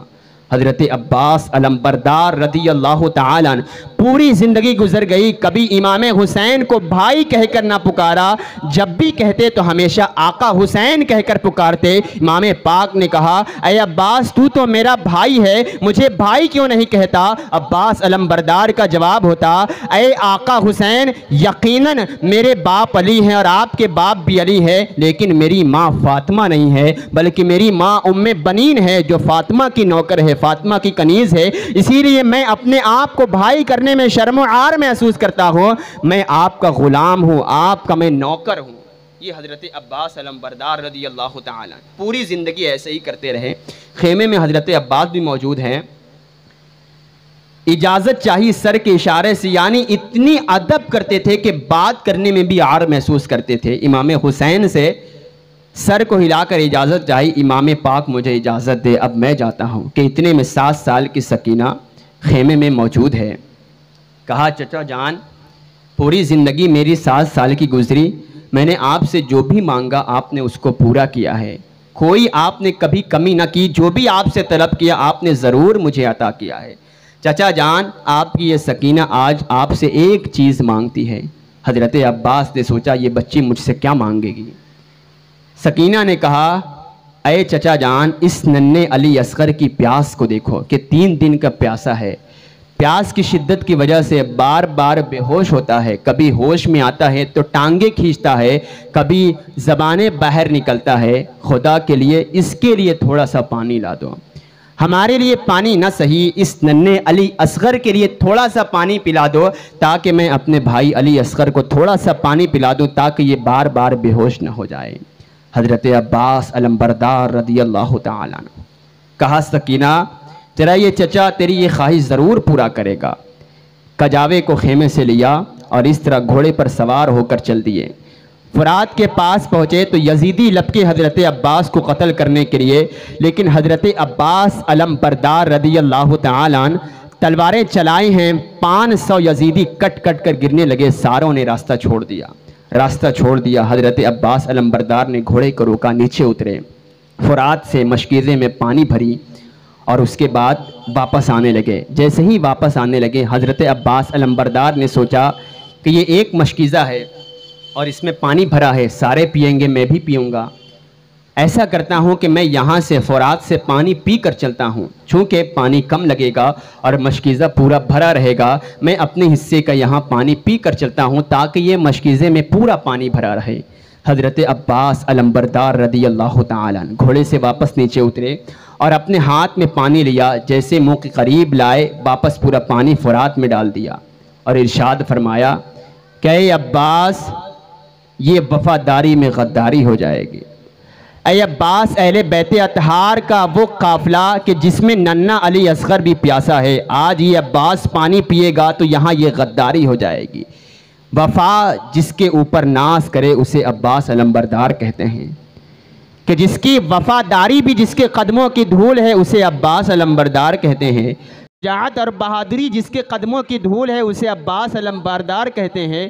پانی واپس پھینک دیا، جب تک آقا پانی نہ پیے یہ غلام کیسے پانی پی سکتا ہے، چھوڑ دیا پورا پانی۔ گھوڑے پر بیٹھے، کہا گھوڑا بھی 3 دن کا پیاسا ہے، تو پانی پی لے، تو بھی 3 دن کا پیاسا ہے، لیکن گھوڑے نے بھی پانی نہ پیا۔ گویا وہ بھی یہی کہہ رہا تھا کہ اہل بیت کا قافلہ آج پیاس کی شدت سے بے چین ہے، یہ گھوڑا کیسے پانی پی سکتا ہے۔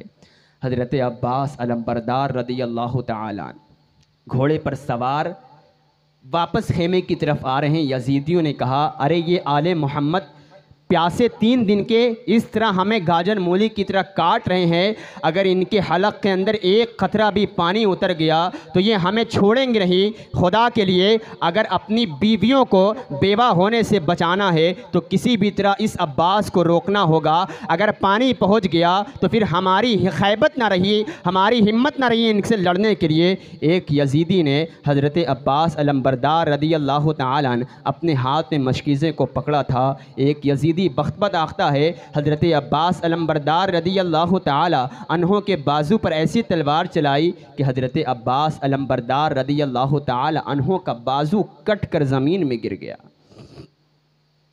زمین میں حضرت عباس علمبردار رضی اللہ تعالی عنہ کو بازو گرا پڑا ہے۔ حضرت عباس نے دوسرے ہاتھ سے مشکیزے سے پکڑ لیا اور تیزی کے ساتھ خیمے کی طرف جا رہے ہیں، سکینہ سے وعدہ جو کر لیا تھا۔ ایک بازو حضرت عباس کا کٹا ہے، ہماری ایک انگلی کٹ جاتی تو ہم بے چین ہو جاتے ہیں، لیکن حضرت عباس کا پورا بازو کٹ کے زمین میں پڑا ہے، لیکن حضرت عباس کو درد ہی نہیں بلکہ وہ وعدہ جو سکینہ سے کیا تھا، بڑی تیزی کے ساتھ جا رہے تھے۔ اس یزیدی نے دوسرے ہاتھ کے اوپر بھی تلوار چلایا اور حضرت عباس علمبردار کا دوسرا ہاتھ بھی کٹ کر زمین میں گر گیا۔ دونوں ہاتھ حضرت عباس کے زمین میں کٹ کر گر گئے تو حضرت عباس نے اس مشکیزے کو منہ سے دبا لیا۔ یزیدی نے کہا کسی طرح پہلے پانی گرا دیا جائے۔ ایک بدبخت نے ایسا تیر چلایا کہ وہ تیر جا کر ڈائریکٹ مشکیزے میں چیرتا ہوا جا کر حضرت عباس علمبردار کے سینے میں لگا اور پورا پانی بہہ گیا۔ جیسے ہی پانی بہا حضرت عباس علمبردار زور زور آواز کے ساتھ رونے لگے اور کہا اے سکینہ مجھے معاف کرنا، آج یہ تیرا چچا تیری خواہش پورا نہ کر سکا۔ حضرت عباس علمبردار رضی اللہ تعالیٰ عنہ گھوڑے سے نیچے گرتے ہیں۔ اگر کوئی بھی شخص گرتا ہے تو پہلے اپنا ہاتھ رکھتا ہے تاکہ چوٹ کم لگے۔ کہیں سے بھی کوئی شخص گرتا ہے تو زمین پر پہلے ہاتھ رکھاتا ہے تاکہ چوٹ کم لگے۔ لیکن ذرا تصور کرو حضرت عباس علمبردار رضی اللہ تعالی عنہ کے دونوں بازو کٹ کر زمین میں ہیں۔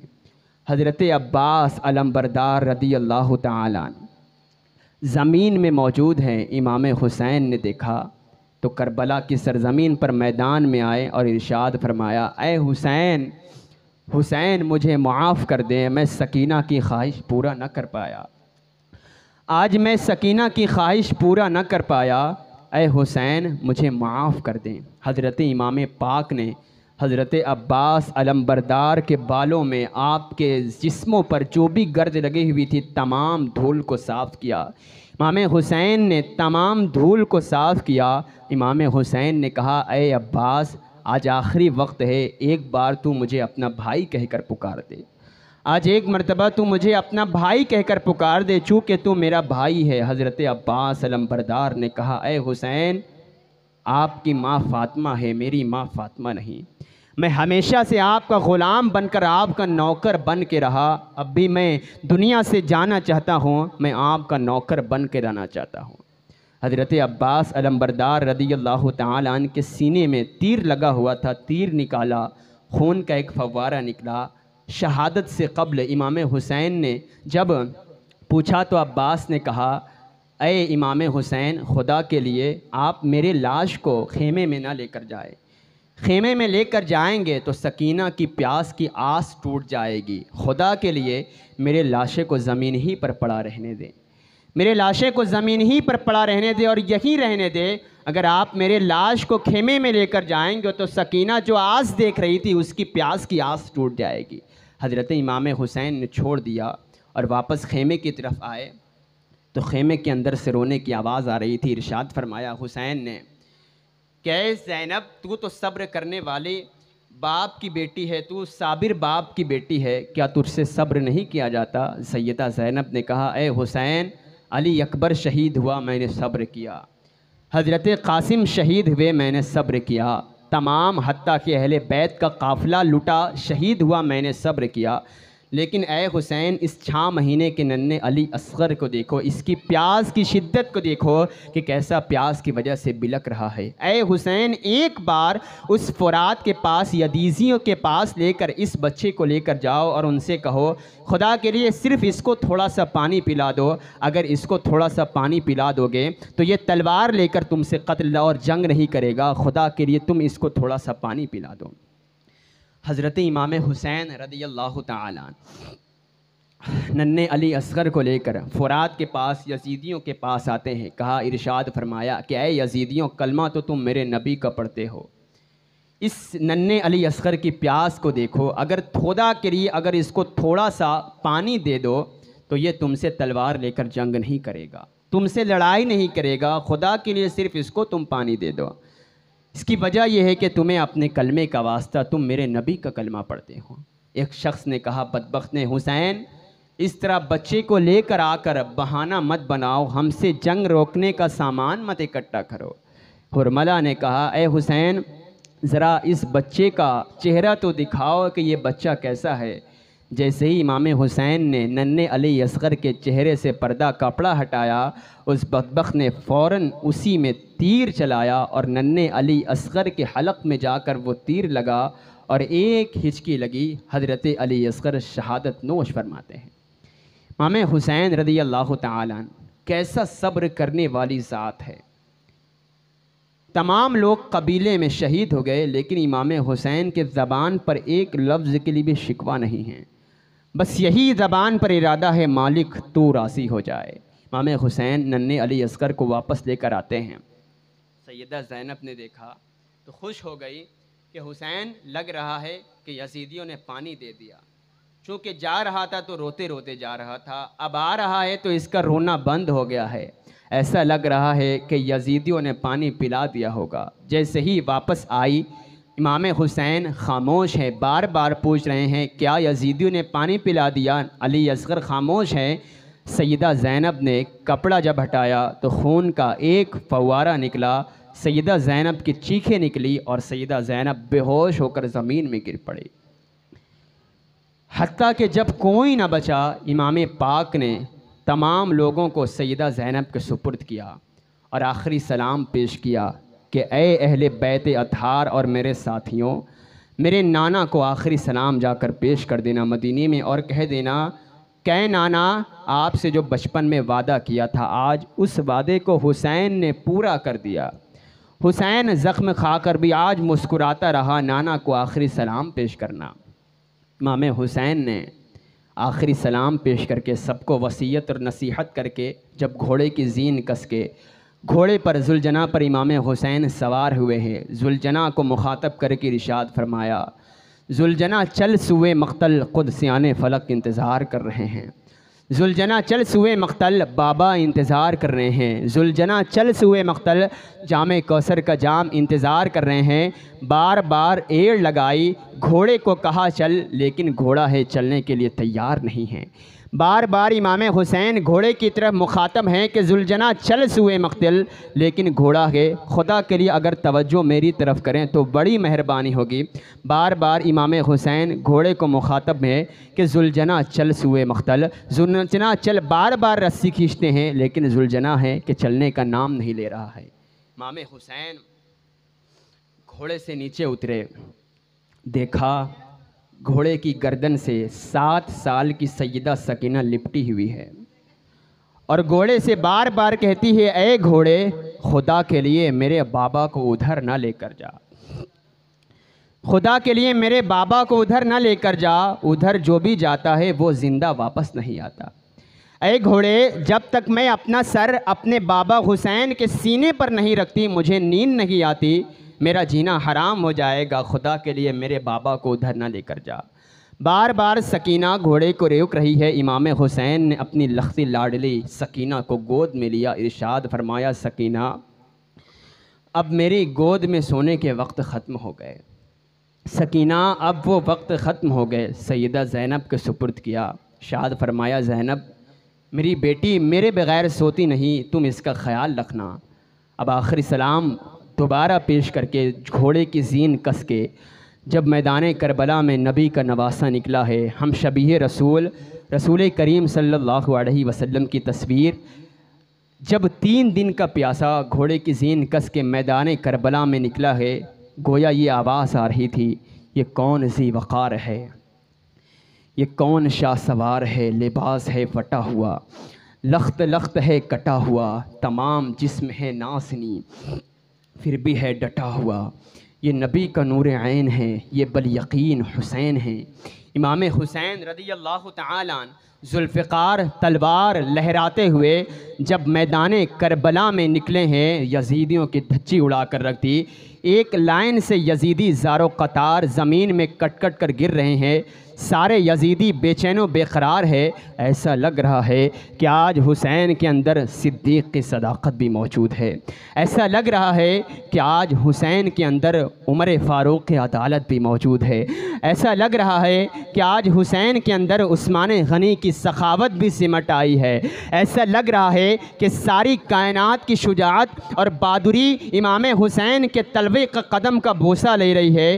یزیدی کٹ کٹ کر گر رہے ہیں، سارے یزیدیوں نے یہ مشورہ کیا اگر اس طرح رہا تو ہمیں ختم کر ڈالے گا، لہٰذا ہم چاروں طرف سے تیر چلاتے ہیں۔ ان یزیدیوں نے چاروں طرف سے جب بارشوں کی طرح تیر چلایا ہے، امام حسین کو ہر طرف سے جب تیر آ کر لگا، زمانہ جانتا ہے جب امام حسین گھوڑے سے نیچے اترے اور امام نے اپنا سر سجدے میں رکھ دیا، اپنا سر سجدے میں رکھ دیا۔ اور روایتوں میں اختلاف ہے، سنان آتا ہے یا شمر آتا ہے یا حرملہ آتا ہے، ایک شخص اور ہے، 4 لوگوں میں سے کوئی ایک شخص آتا ہے اور امام پاک کے سر کو وہ اس طرح تلوار چلاتا ہے کہ امام پاک کا سر سے دھڑ سے سر جدا ہو جاتا ہے۔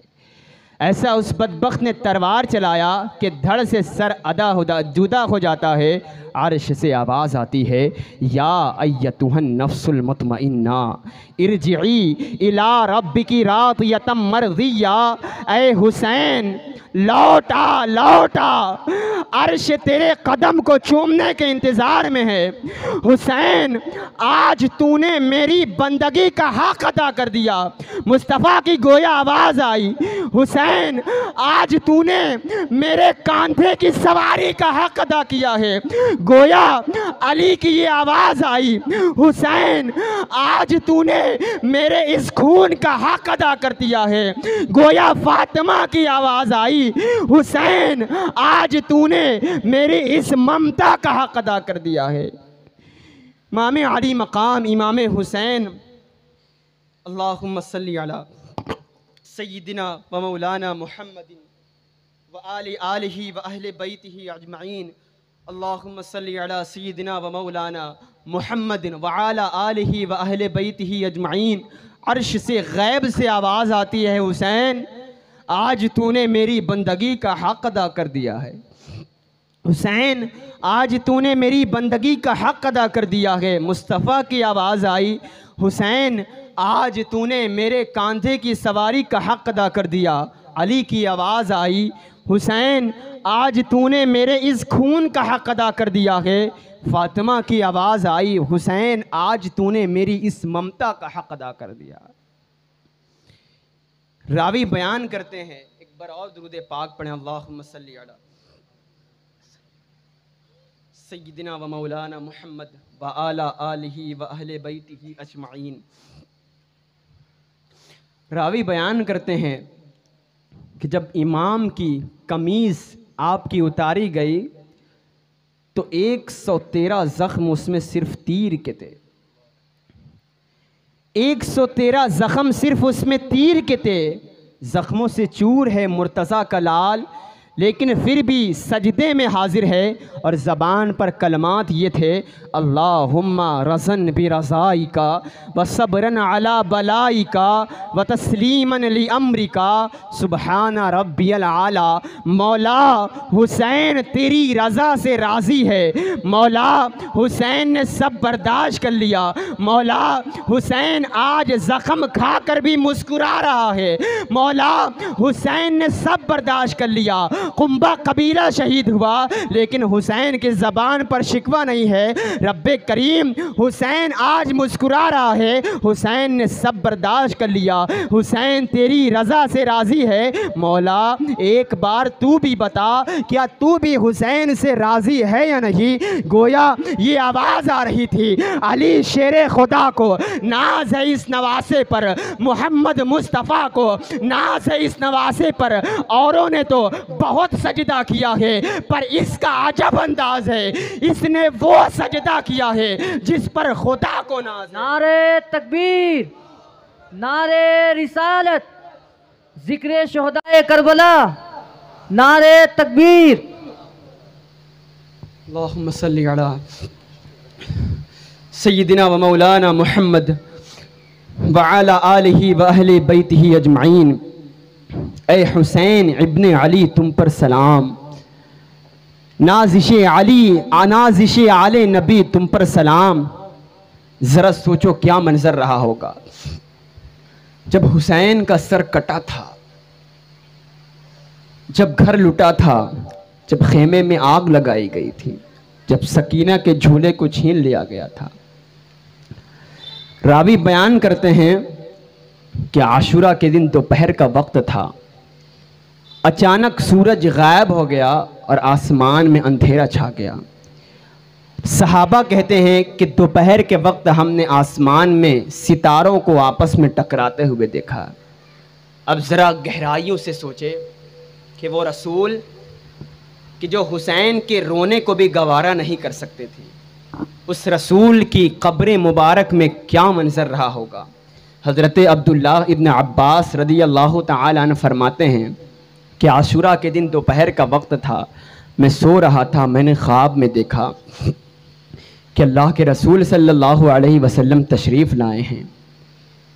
کسی بھی شخص کے خواب میں اگر حضور آ جائیں تو یہ شیطانی خواب ہو ہی نہیں سکتا، کہ شیطان ہر شخص کی صورت بنا سکتا ہے لیکن میرے نبی کی صورت نہیں بنا سکتا۔ اگر کوئی کے خواب میں، کسی بھی خواب میں حضور آ جائیں تو یقیناً وہ حضور کا جلوہ ہے۔ حضرت عبداللہ ابن عباس فرماتے ہیں کہ دوپہر کا وقت تھا، میں سو رہا تھا، خواب میں دیکھا اللہ کے رسول تشریف لائے۔ رسول کریم صلی اللہ علیہ وسلم کے سر پر آج امامہ موجود نہیں، بال ادھر ادھر بکھرے ہوئے ہیں، بالوں میں گرد اور دھول جمی ہوئی ہے، داڑھی مبارک میں دھول جمی ہوئی ہے۔ حضرت عبداللہ ابن عباس بے چین ہو گئے، پوچھا یا رسول اللہ کیا بات ہے، کیا آج آپ کا امامہ موجود نہیں ہے اور آپ کے بالوں میں داڑھی میں گرد اور دھول جمی ہوئی ہے؟ رسول کریم صلی اللہ علیہ وسلم کے ہاتھ میں ایک شیشی ہے اور زمین سے کچھ اٹھا کر حضور شیشی میں ڈال رہے تھے۔ حضرت عبداللہ ابن عباس نے پوچھا حضور یہ کیا حال بنا رکھا ہے، یہ آپ کے ہاتھ میں شیشی ہے اور یہ کیا زمین سے اٹھا کر آپ شیشی میں ڈال رہے ہیں؟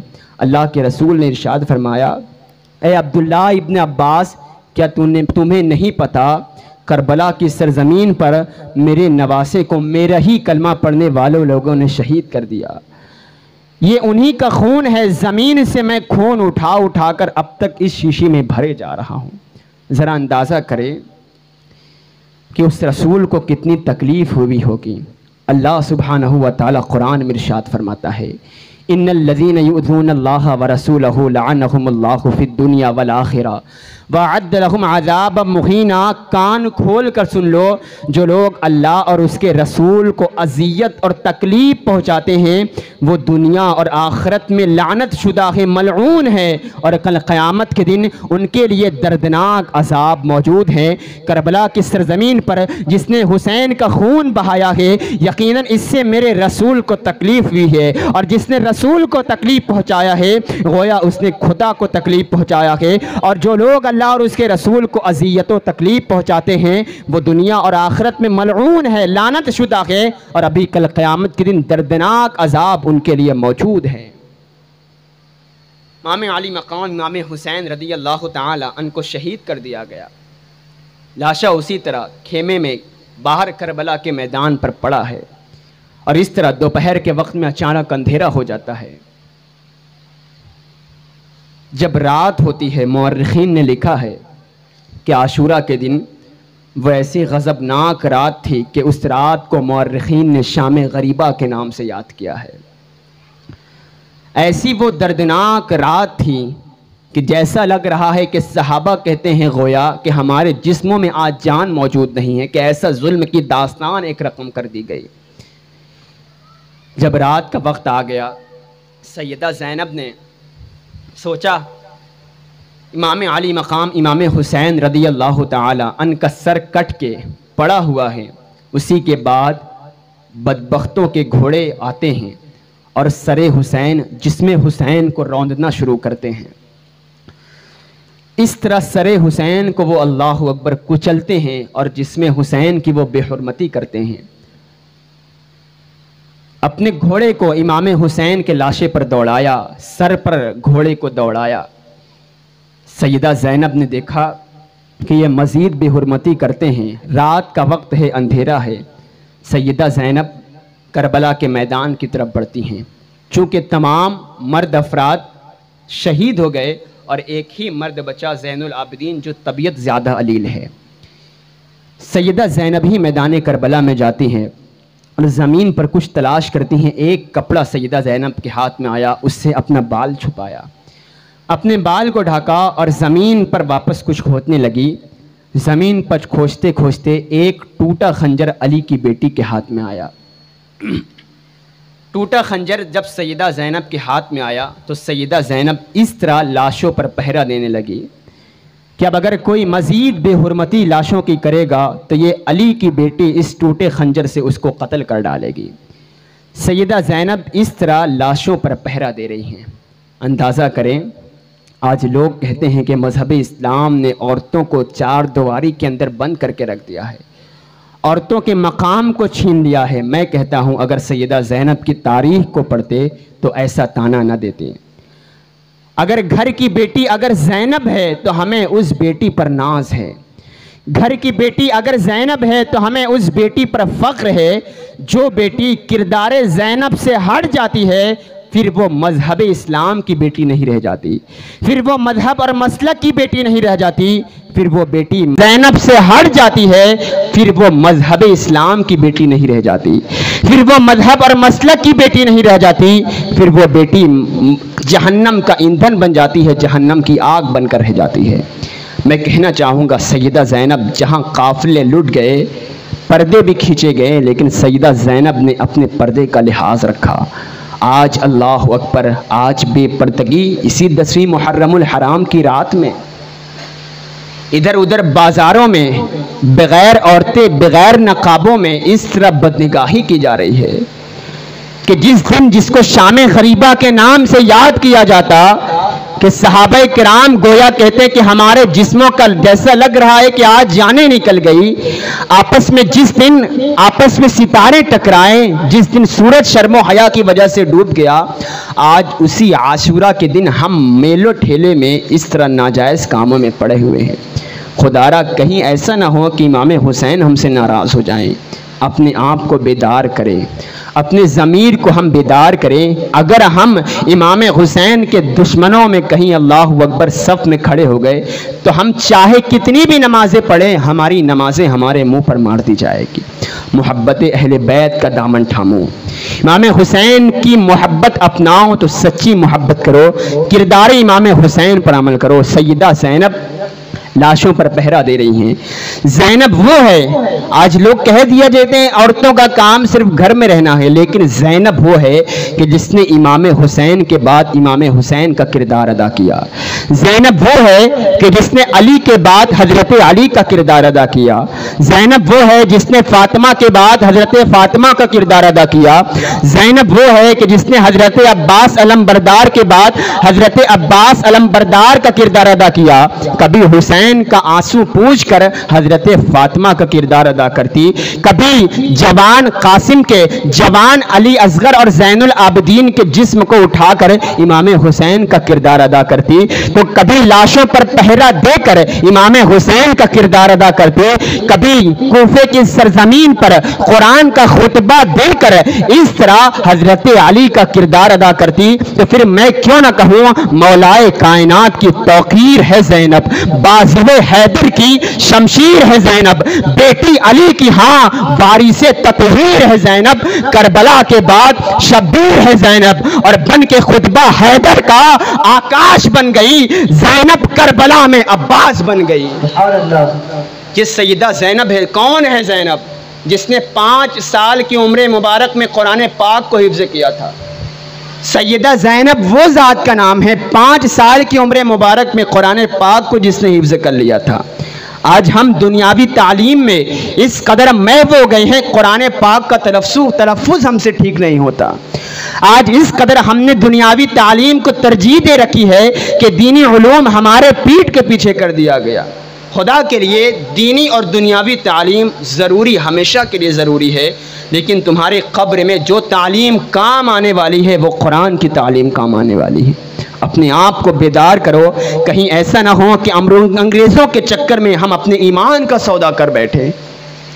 سیدہ زینب 5 سال کی عمر مبارک میں قرآن پاک کو حفظ کر رکھا تھا، اور یہ وہ زینب ہے کہ سب سے پہلے کوفے کی سرزمین پر جس نے قرآن کی تفسیر سنائی تھی اسے زینب کہتے ہیں۔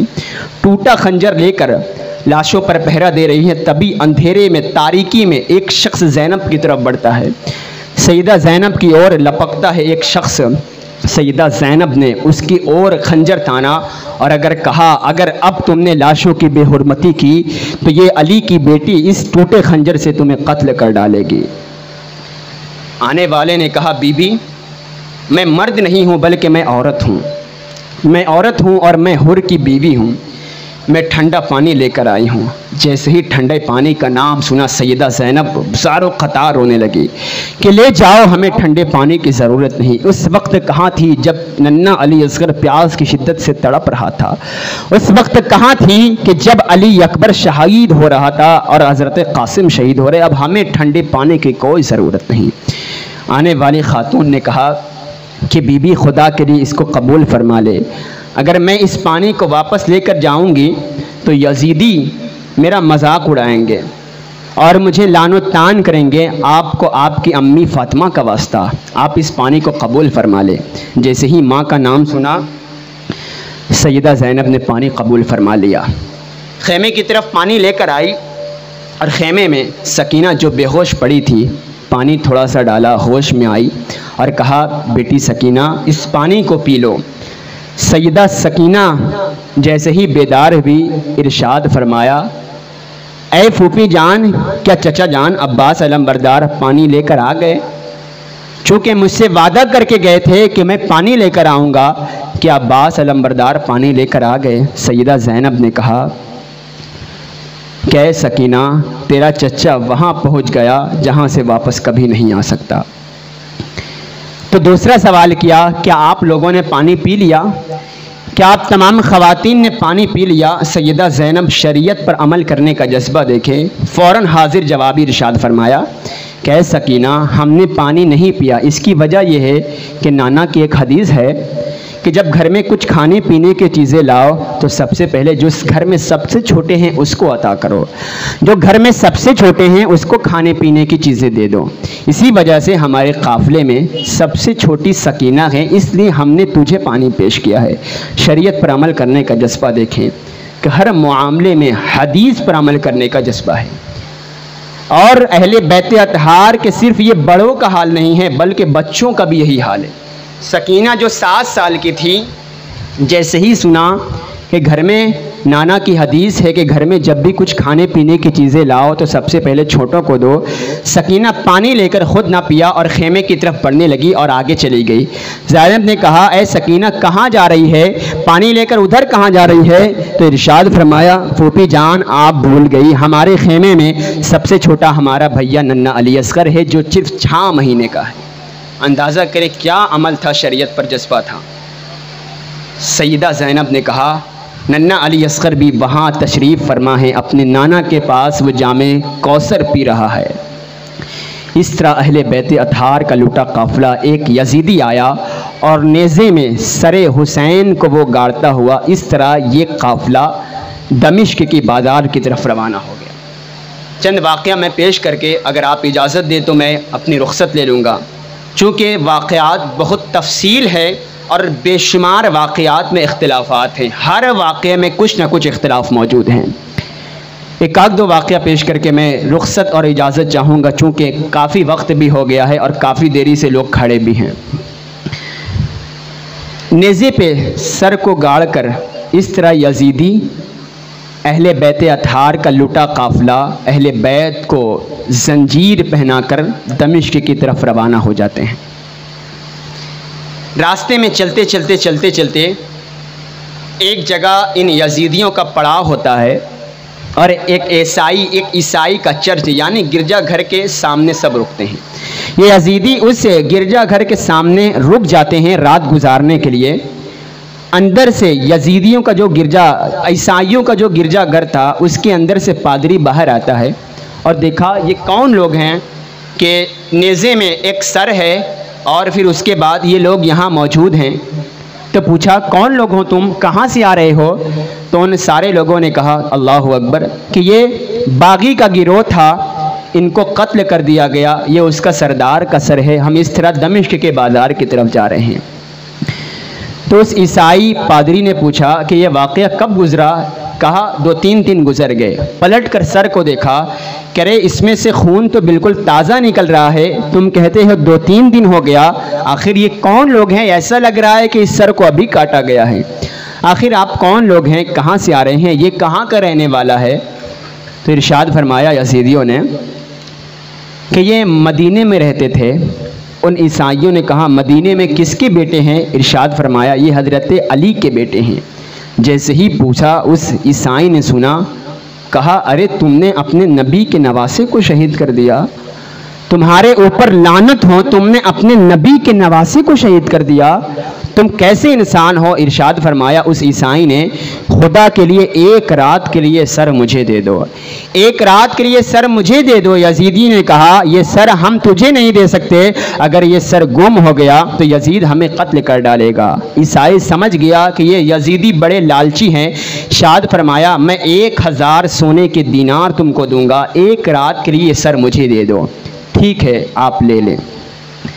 سر حسین کو وہ عیسائی پادری چرچ میں لے کر آتا ہے، ایک صاف کپڑے میں لپیٹ کر اس کو ایک تشت پر رکھتا ہے اور اس کے اوپر خوشبو ڈالی، اور بار بار سر حسین کو وہ دیکھتا رہا کہ اچانک سر حسین سے ایک نور کی شعاعیں روشن ہوتی ہیں، ایک نور کی شعاعیں روشن ہوتے ہوتے آسمان کی طرف جا ملتی ہیں۔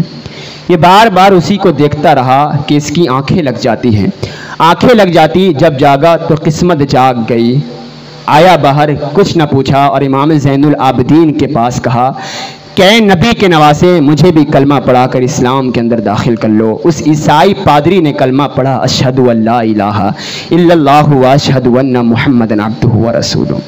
سر حسین جس نے کلمہ پڑھایا وہ عیسائی پادری تھا، اور اس طرح سر حسین کو اس نے صبح واپس کیا اور 1000 سونے کے دینار سکے کو ان یزیدیوں کے حوالے کر دیا۔ آگے دوسرے مقام پر جب یزیدی سوچنے لگے کہ چلو ہم پیسے آپس میں بانٹ لیتے ہیں، سونے کے سکے ہیں آپس میں تقسیم کر لیتے ہیں، جیسے ہی تھیلوں کو نکالا کہ دیکھا سونے کے تمام سکے پتھر کی ٹھکریاں بن گئی تھی، اور اس کے ایک جانب لکھا تھا افحسبتم ان اصحاب، کہ جو لوگ حسین کو جنہوں نے شہید کیا ہے کل قیامت کے دن وہ لوگ یقیناً اللہ تبارک و تعالیٰ کے عذاب میں گرفتار ہوں گے۔ وہ سکہ سونے کا پتھر کا بن چکا تھا اور اس کے اوپر یہ آیت لکھی ہوئی تھی، اور جو عیسائی کا وہ پادری کا گرجا گھر تھا اس کے دیوار پر لوہے کی قلم سے خرش کر لکھا تھا یوم القیامت جد شفاعت یوم الجزاء، کہ وہ لوگ جنہوں نے حسین کو شہید کیا ہے کل قیامت کے دن اس کے نانا کی شفاعت سے محروم کر دیے جائیں گے۔ اور آگے بڑھتے ہیں، اس طرح بڑھتے بڑھتے دمشق کی بازار کی طرف جانا ہے۔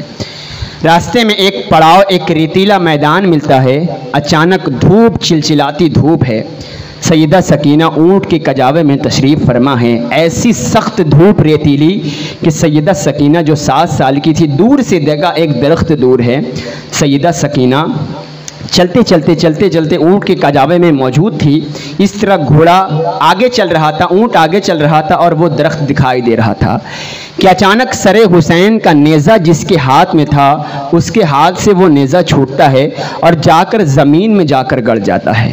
اس نے نیزے کو زمین سے نکالنے کی کوشش کی، بہت زور لگایا لیکن وہ نیزہ اسی طرح گڑا رہا۔ سیدہ سکینہ رضی اللہ تعالی عنہا اسی درخت میں اونٹ سے اتر کر اس درخت میں سرہانہ بنا کر آرام سے سو رہی ہیں اور تمام قافلہ آگے بڑھ گیا۔ سیدہ سکینہ اونٹ سے باہر نکلی اور کسی کو کچھ پتہ نہ چلا اور اسی درخت کے پاس جا کر مٹی کا سرانہ اس کے سائے میں سو گئی، اور اس طرح قافلہ چلتے چلتے آگے بڑھ گیا، کسی کو پتہ نہ چلا کہ اچانک وہ نیزہ گرا اور جا کر زمین میں گر گیا۔ اس نے بہت کوشش کی نکالنے کی لیکن نکال نہ پایا۔ اس نے 8-10 یزیدیوں کو بلایا، 8-10 یزیدیوں نے مل کر نیزے کو نکالنے کی کوشش کی لیکن نیزہ نکل نہ پایا۔ اس نے امام زین العابدین کے پاس آئے کہ آپ کے بابا آگے نہیں بڑھتے۔ حضرت امام زین العابدین واپس آئے، دیکھا کہ بابا جان کا سر اور اس کا نیزہ زمین میں گڑا ہے۔ حضرت زین العابدین سمجھ گئے، واپس اونٹ کے کجاوے کی طرف آئے، سیدہ زینب کی طرف مخاطب ہو کر ارشاد فرمایا پھوپھی جان آپ ایک بار بابا کے تمام شہزادی اور تمام شہزادوں کی گنتی کر لیں، ایک بار تمام کی گنتی کر لیں۔ سیدہ زینب تمام کا نام باری باری پکارتی رہی لیکن سکینہ کا جب نام آیا تو کوئی جواب نہ آیا۔ جیسے جیسے لفظ پر پکارتی رہی لبیک لبیک کی صدا آتی رہی، لیکن جب سکینہ کا نام آیا تو کوئی جواب نہ آیا۔ سیدہ زینب چلا اٹھی کہ حسین کے سینے پر سونے والی سکینہ کہیں رہ گئی ہے، کہیں گم ہو گئی ہے، ہمیں اس کو تلاش کرنا ہوگا۔ اب چلتے چلتے رات کا وقت ہو گیا تھا، رات کا وقت ہو گیا تھا۔ سیدہ زینب نے کہا لگتا ہے پیچھے کہیں چھوٹی ہوگی۔ سیدہ زینب دوڑتے دوڑتے دوڑتے دوڑتے، رات کی تاریکی تھی، اس مقام پر پہنچی، دیکھا ایک نقاب پوش خاتون ہیں اور سیدہ سکینہ انہی کی گود میں تشریف فرما ہیں، اور سکینہ اپنی چھوٹی چھوٹی آواز میں کربلا کی کہانیاں سنا رہی ہیں کہ ننھی علی اصغر کے ساتھ یہ ہوا، ہمارے بابا کے ساتھ اتنی بدسلوکی کی گئی۔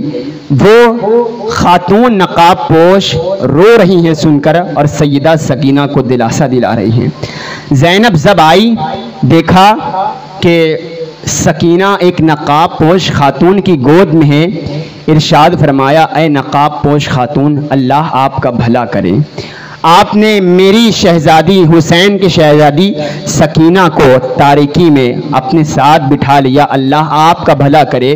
اے نقاب پوش خاتون، آپ ہیں کون ہم پر اتنا زیادہ رحم کرنے والی، ہماری مدد کرنے والی؟ اس نقاب پوش خاتون نے پردہ ہٹایا، کہا زینب بھول گئی میں تمہاری ماں فاطمہ ہوں، میں نے قبر سے دیکھا کہ حسین کے سینے پر سونے والی سکینہ تنہائی میں رہ گئی ہے، مجھ سے رہا نہ گیا، تو میں قبر رہنور سے اتر کر یہاں تنہائی میں حسین کی سکینہ کو دلاسا دیا۔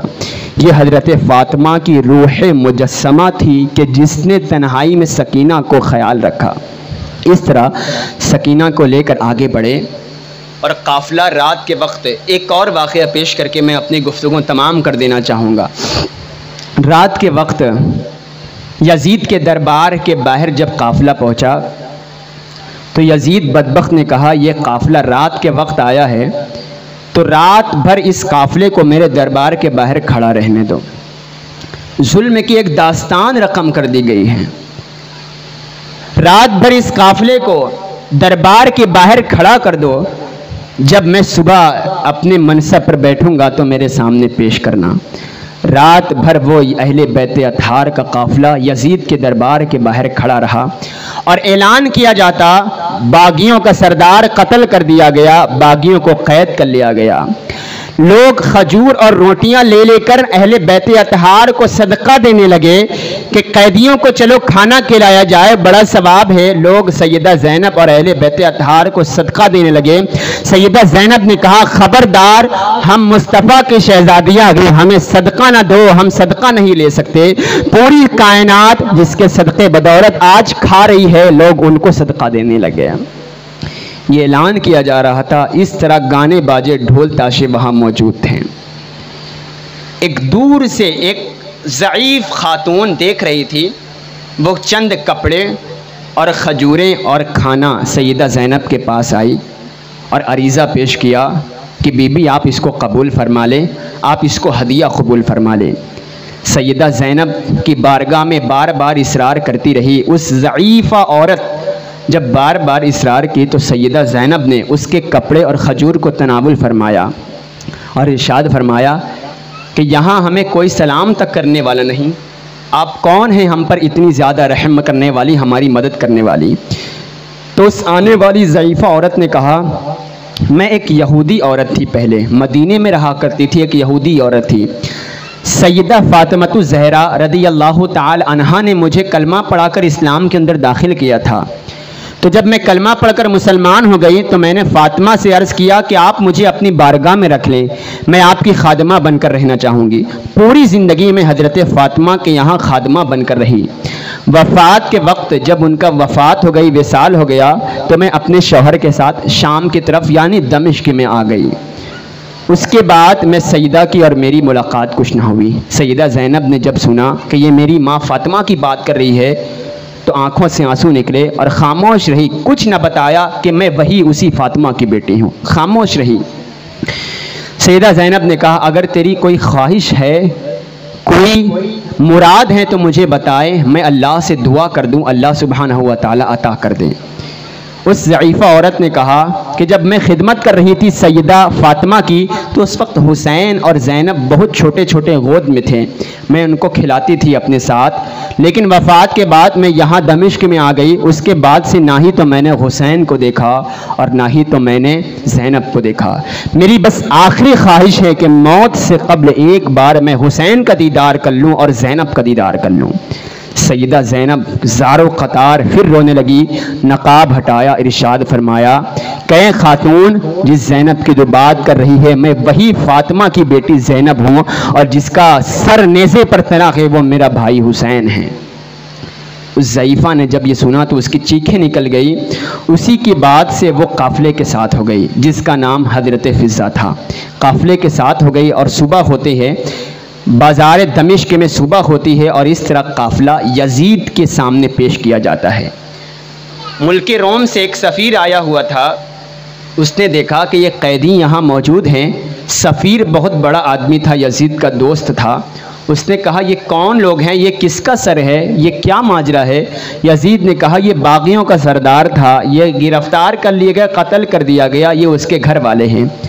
سفیر نے کہا اچھا ان کا جرم کیا تھا، ان کی کیا جرم تھا، کس وجہ سے ان کو قتل کیا گیا؟ تو یزید نے کہا معاذ اللہ یہ راستے میں ڈکیتی کیا کرتے تھے، معاذ اللہ راستے میں چوری چماری ڈکیتی کیا کرتے۔ اس آنے والے یہودی سفیر جو یہودی تھا اس نے مڑ کر تمام اہل بیت کی طرف دیکھا، اس سر کی طرف دیکھا اور ایک جملہ ارشاد فرمایا اور کہا ارے ان کا چہرہ دیکھ کر تو ایسا نہیں لگتا کہ یہ ڈکیت ہیں، اے یزید بتا ان کا چہرہ دیکھ کر تو ایسا نہیں لگتا کہ یہ ڈکیت معلوم ہوتے ہیں، وجہ کیا تھی؟ کیوں؟ امام کہتے ہیں جو ابھی فرمایا حضرت شبیر و شبر ہے اثاثہ نور کا، اصغر و اکبر کے سر پہ ہے عمامہ نور کا، خان وادہ نور کا، کنبہ قبیلہ نور کا، یا رسول اللہ تیری نسل پاک میں ہے بچہ بچہ نور کا، تو ہے عین نور تیرا سب گھرانہ نور کا۔ ارشاد فرمایا اے یزید ان کا چہرہ نورانی دیکھ کر ایسا نہیں لگتا کہ یہ ڈکیت ہیں، اے یزید مجھے اس کی ہسٹری بتا یہ کون لوگ ہیں؟ ارشاد فرمایا مدینے میں رہتے تھے، ارے مدینے میں تو سب رہتے ہیں، ذرا ان کا نسب بیان کر، یہ کس خاندان سے تعلق رکھتے ہیں؟ ارشاد فرمایا یہ ایک علی کا بیٹا ہے، ارے کون علی؟ جو تیرے نبی کا داماد ہے۔ ارشاد فرمایا ہاں وہی علی۔ اس آنے والے یہودی سفیر نے کہا اے بدبخت یزید انسان، تو نے اپنے نبی کے نواسے کو شہید کر دیا ہے، میں حضرت عزیر علیہ السلام کی 39ویں پشت کا ہوں۔ اس یہودی نے کہا میں عزیر علیہ السلام کی 39ویں پشت کا ہوں، یعنی پیڑھی در پیڑھی بیتتے بیتتے آج میں 39ویں پشت کا ہوں۔ آج لوگ میرا اسی طرح احترام اور عزت کہتے ہیں جس طرح حضرت عزیر علیہ السلام کی عزت کیا کرتے تھے، اور تو نے اپنے نبی کے نواسے کو ہی شہید کر دیا، جاؤ میں نے آج تجھ سے دوستی توڑ دی۔ اور اس طرح لان و تان کر کے یزید کے دربار سے وہ باہر آ گیا۔ یزید نے دیکھا زین العابدین کو، اس بچے کو کیوں چھوڑا، اس کو بھی قتل کر دیتے۔ تمام سیدہ زینب نے کہا اے یزید کیا تو ابن حسین کی نسل کو ختم کرنا چاہتا ہے؟ حسین کی نسل کو ختم، امام حسن کی نسل کو ختم کرنا چاہتا ہے؟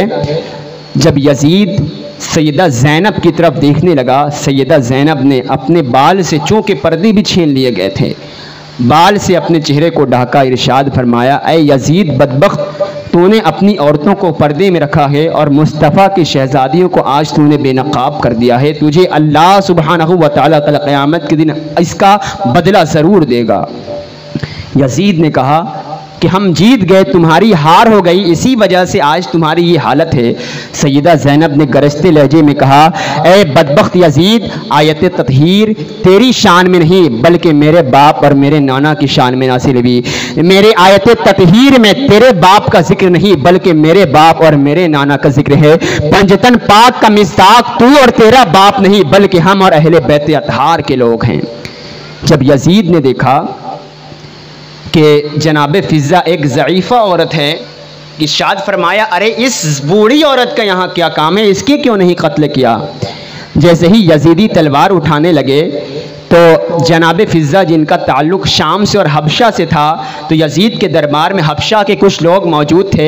اس لوگوں کو مخاطب کر کے فضہ نے کہا، اے حبشہ کے نامردوں، تمہاری عورتوں کو مارنے کی تیاری کی جا رہی ہے اور تم کھڑے کھڑے دیکھ رہے ہو۔ چنانچہ ان کے اندر غیرت کی محبت جاگی۔ انہوں نے کہا، یزید اگر تم میری شہر کی عورت کو قتل کرے گا تو ہم تجھ سے جنگ کریں گے۔ جیسے ہی سیدہ زینب نے دیکھا تو مدینے کی طرف رخ کیا، نانا کی طرف، مدینے کی طرف رخ کیا۔ ارشاد فرمایا، نانا جان، اے جداہ، اے نانا جان، حبشہ کی ایک عورت کے لیے اتنی تلواریں نکل آئی اور آپ کی بیٹی اور آپ کے اہل بیت اور آپ کے اولادوں کے لیے ایک بھی تلوار موجود نہیں۔ اے نانا جان، ہمیں یہاں کوئی سلام تک کرنے والا نہیں، آج آپ کی شہزادیوں کو بے نقاب کر کے رکھ دیا گیا ہے۔ سیدہ زینب مدینے کی طرف رخ کر کے یہ جملہ ارشاد فرماتی ہیں کہ اے نانا جان، ہمارے ساتھ یہ سلوک ہوا۔ تبھی اچانک یزید کے ہاتھ میں ایک چھڑی تھی اور وہ چھڑی لے کر سر حسین کے اوپر یعنی لب حسین کے اوپر وہ مارنا شروع کر دیتا ہے۔ ایسا وہ منظر تھا کہ ایک ضعیف صحابی پھر کھڑے ہوتے ہیں کہ جن سے کھڑا ہونا نہیں جا رہا تھا، وہ اتنے بزرگ تھے۔ ان کے اوپر ایسی خوف طاری ہوا کہ جب یزید بدبخت لب حسین کو وہ چھڑی سے مارنے لگا تو ان کے اوپر ایسا خوف طاری ہوا کہ وہ اچانک جو کھڑے نہیں ہو پاتے تھے کھڑے ہو گئے اور کہا، اے بدبخت یزید، اس چھڑی کو تو روک دے، ہم نے اپنی آنکھوں سے دیکھا ہے کہ ان لب کو حضور چوما کرتے تھے، ان لبوں کو حضور چوما کرتے تھے۔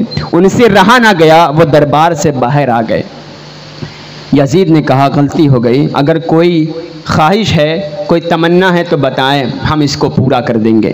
امام زین العابدین نے کہا، ہماری 4 شرطیں ہیں، اس کو قبول کر لو۔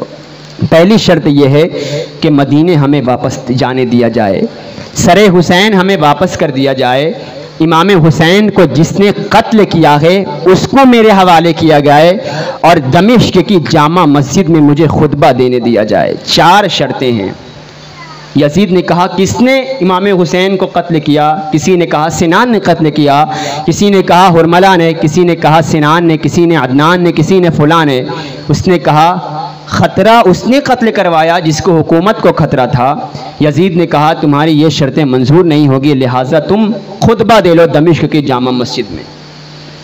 اب امام زین العابدین رضی اللہ تعالیٰ عنہ علیل طبیعت ہے، 16 سال کی عمر مبارک ہے، دمشق کی جامع مسجد میں جمعہ کا دن ہے، لوگوں سے لاکھوں کی تعداد میں لوگ موجود ہیں۔ امام زین العابدین جب منبر پر کھڑے ہوئے، خطابت جس کے گھر کی جہانگیر ہے، جب بولتے ہیں تو یہ حق بولتے ہیں، خطابت جس کا قدم چومتی ہے، جس کے گھر کی باندھی خطابت ہو۔ امام زین العابدین نے جب خطابت کیا، جب مناقب اہل بیت کا ذکر کیا تو سارے لوگ دمشق کی جامع مسجد میں آواز کے ساتھ رونے لگے، آواز کے ساتھ ایک ہنگامہ ہو گیا اور رونے لگے، اور سارے لوگ یزید کی طرف دیکھنے لگے کہ اب لوگ مجھے قتل کرنا ہے۔ یزید کو ڈر محسوس ہوا کہ مناقب اہل بیت، مقام اہل بیت کو سن کر دمشق کی جامع مسجد میں ہر انسان رونے لگا، اب یہ لوگ مجھے قتل کریں گے۔ جلدی جلدی یزید نے مؤذن کو اشارہ کیا کہ جلدی جلدی اذانیں کہو تاکہ ان کا خطبہ ختم ہو جائے۔ مؤذن نے اذان کہی، اللہ اکبر اللہ اکبر۔ امام زین العابدین نے کہا، اس میں کوئی شک نہیں ہے کہ اللہ سب سے بڑا ہے، اس میں کوئی شک نہیں ہے۔ مؤذن نے کہا، اشہد ان لا الہ الا اللہ۔ امام زین العابدین نے کہا، ہاں ہاں میں گواہی دیتا ہوں اللہ کے سوا کوئی معبود نہیں ہے، اور اس کی گواہی ہم نے اپنے خون سے دی ہے، اپنے لہو سے دی ہے۔ مؤذن نے جب کہا، اشہد ان محمد رسول اللہ، امام زین العابدین نے کہا، اے یزید دیکھ، اذان میں تیرے نانا کا نام ہے یا میرے نانا کا نام ہے؟ یزید مر گیا، حسین کل بھی زندہ تھا۔ یزید مر گیا، اس کا نام مر گیا، حسین کل بھی زندہ تھا، حسین آج بھی زندہ ہے۔ قتل حسین اصل میں مرگ یزید ہے۔ اسلام زندہ ہوتا ہے ہر کربلا کے بعد، اور افضل ہے کل جہاں سے گھرانہ حسین کا، نبیوں کا تاجدار ہے نانا حسین کا، اور ایک پل کی تھی بس حکومت یزید کی، صدیاں حسین کی ہے زمانہ حسین کا۔ اللہ سبحانہ و تعالی سے دعا ہے کہ مولا امام حسین کے نقش قدم پر چلنے کی توفیق عطا فرمائے، اور جو کچھ غلطیاں ہوئی ہوں مولا معاف فرمائے۔ استغفر اللہ ربی میں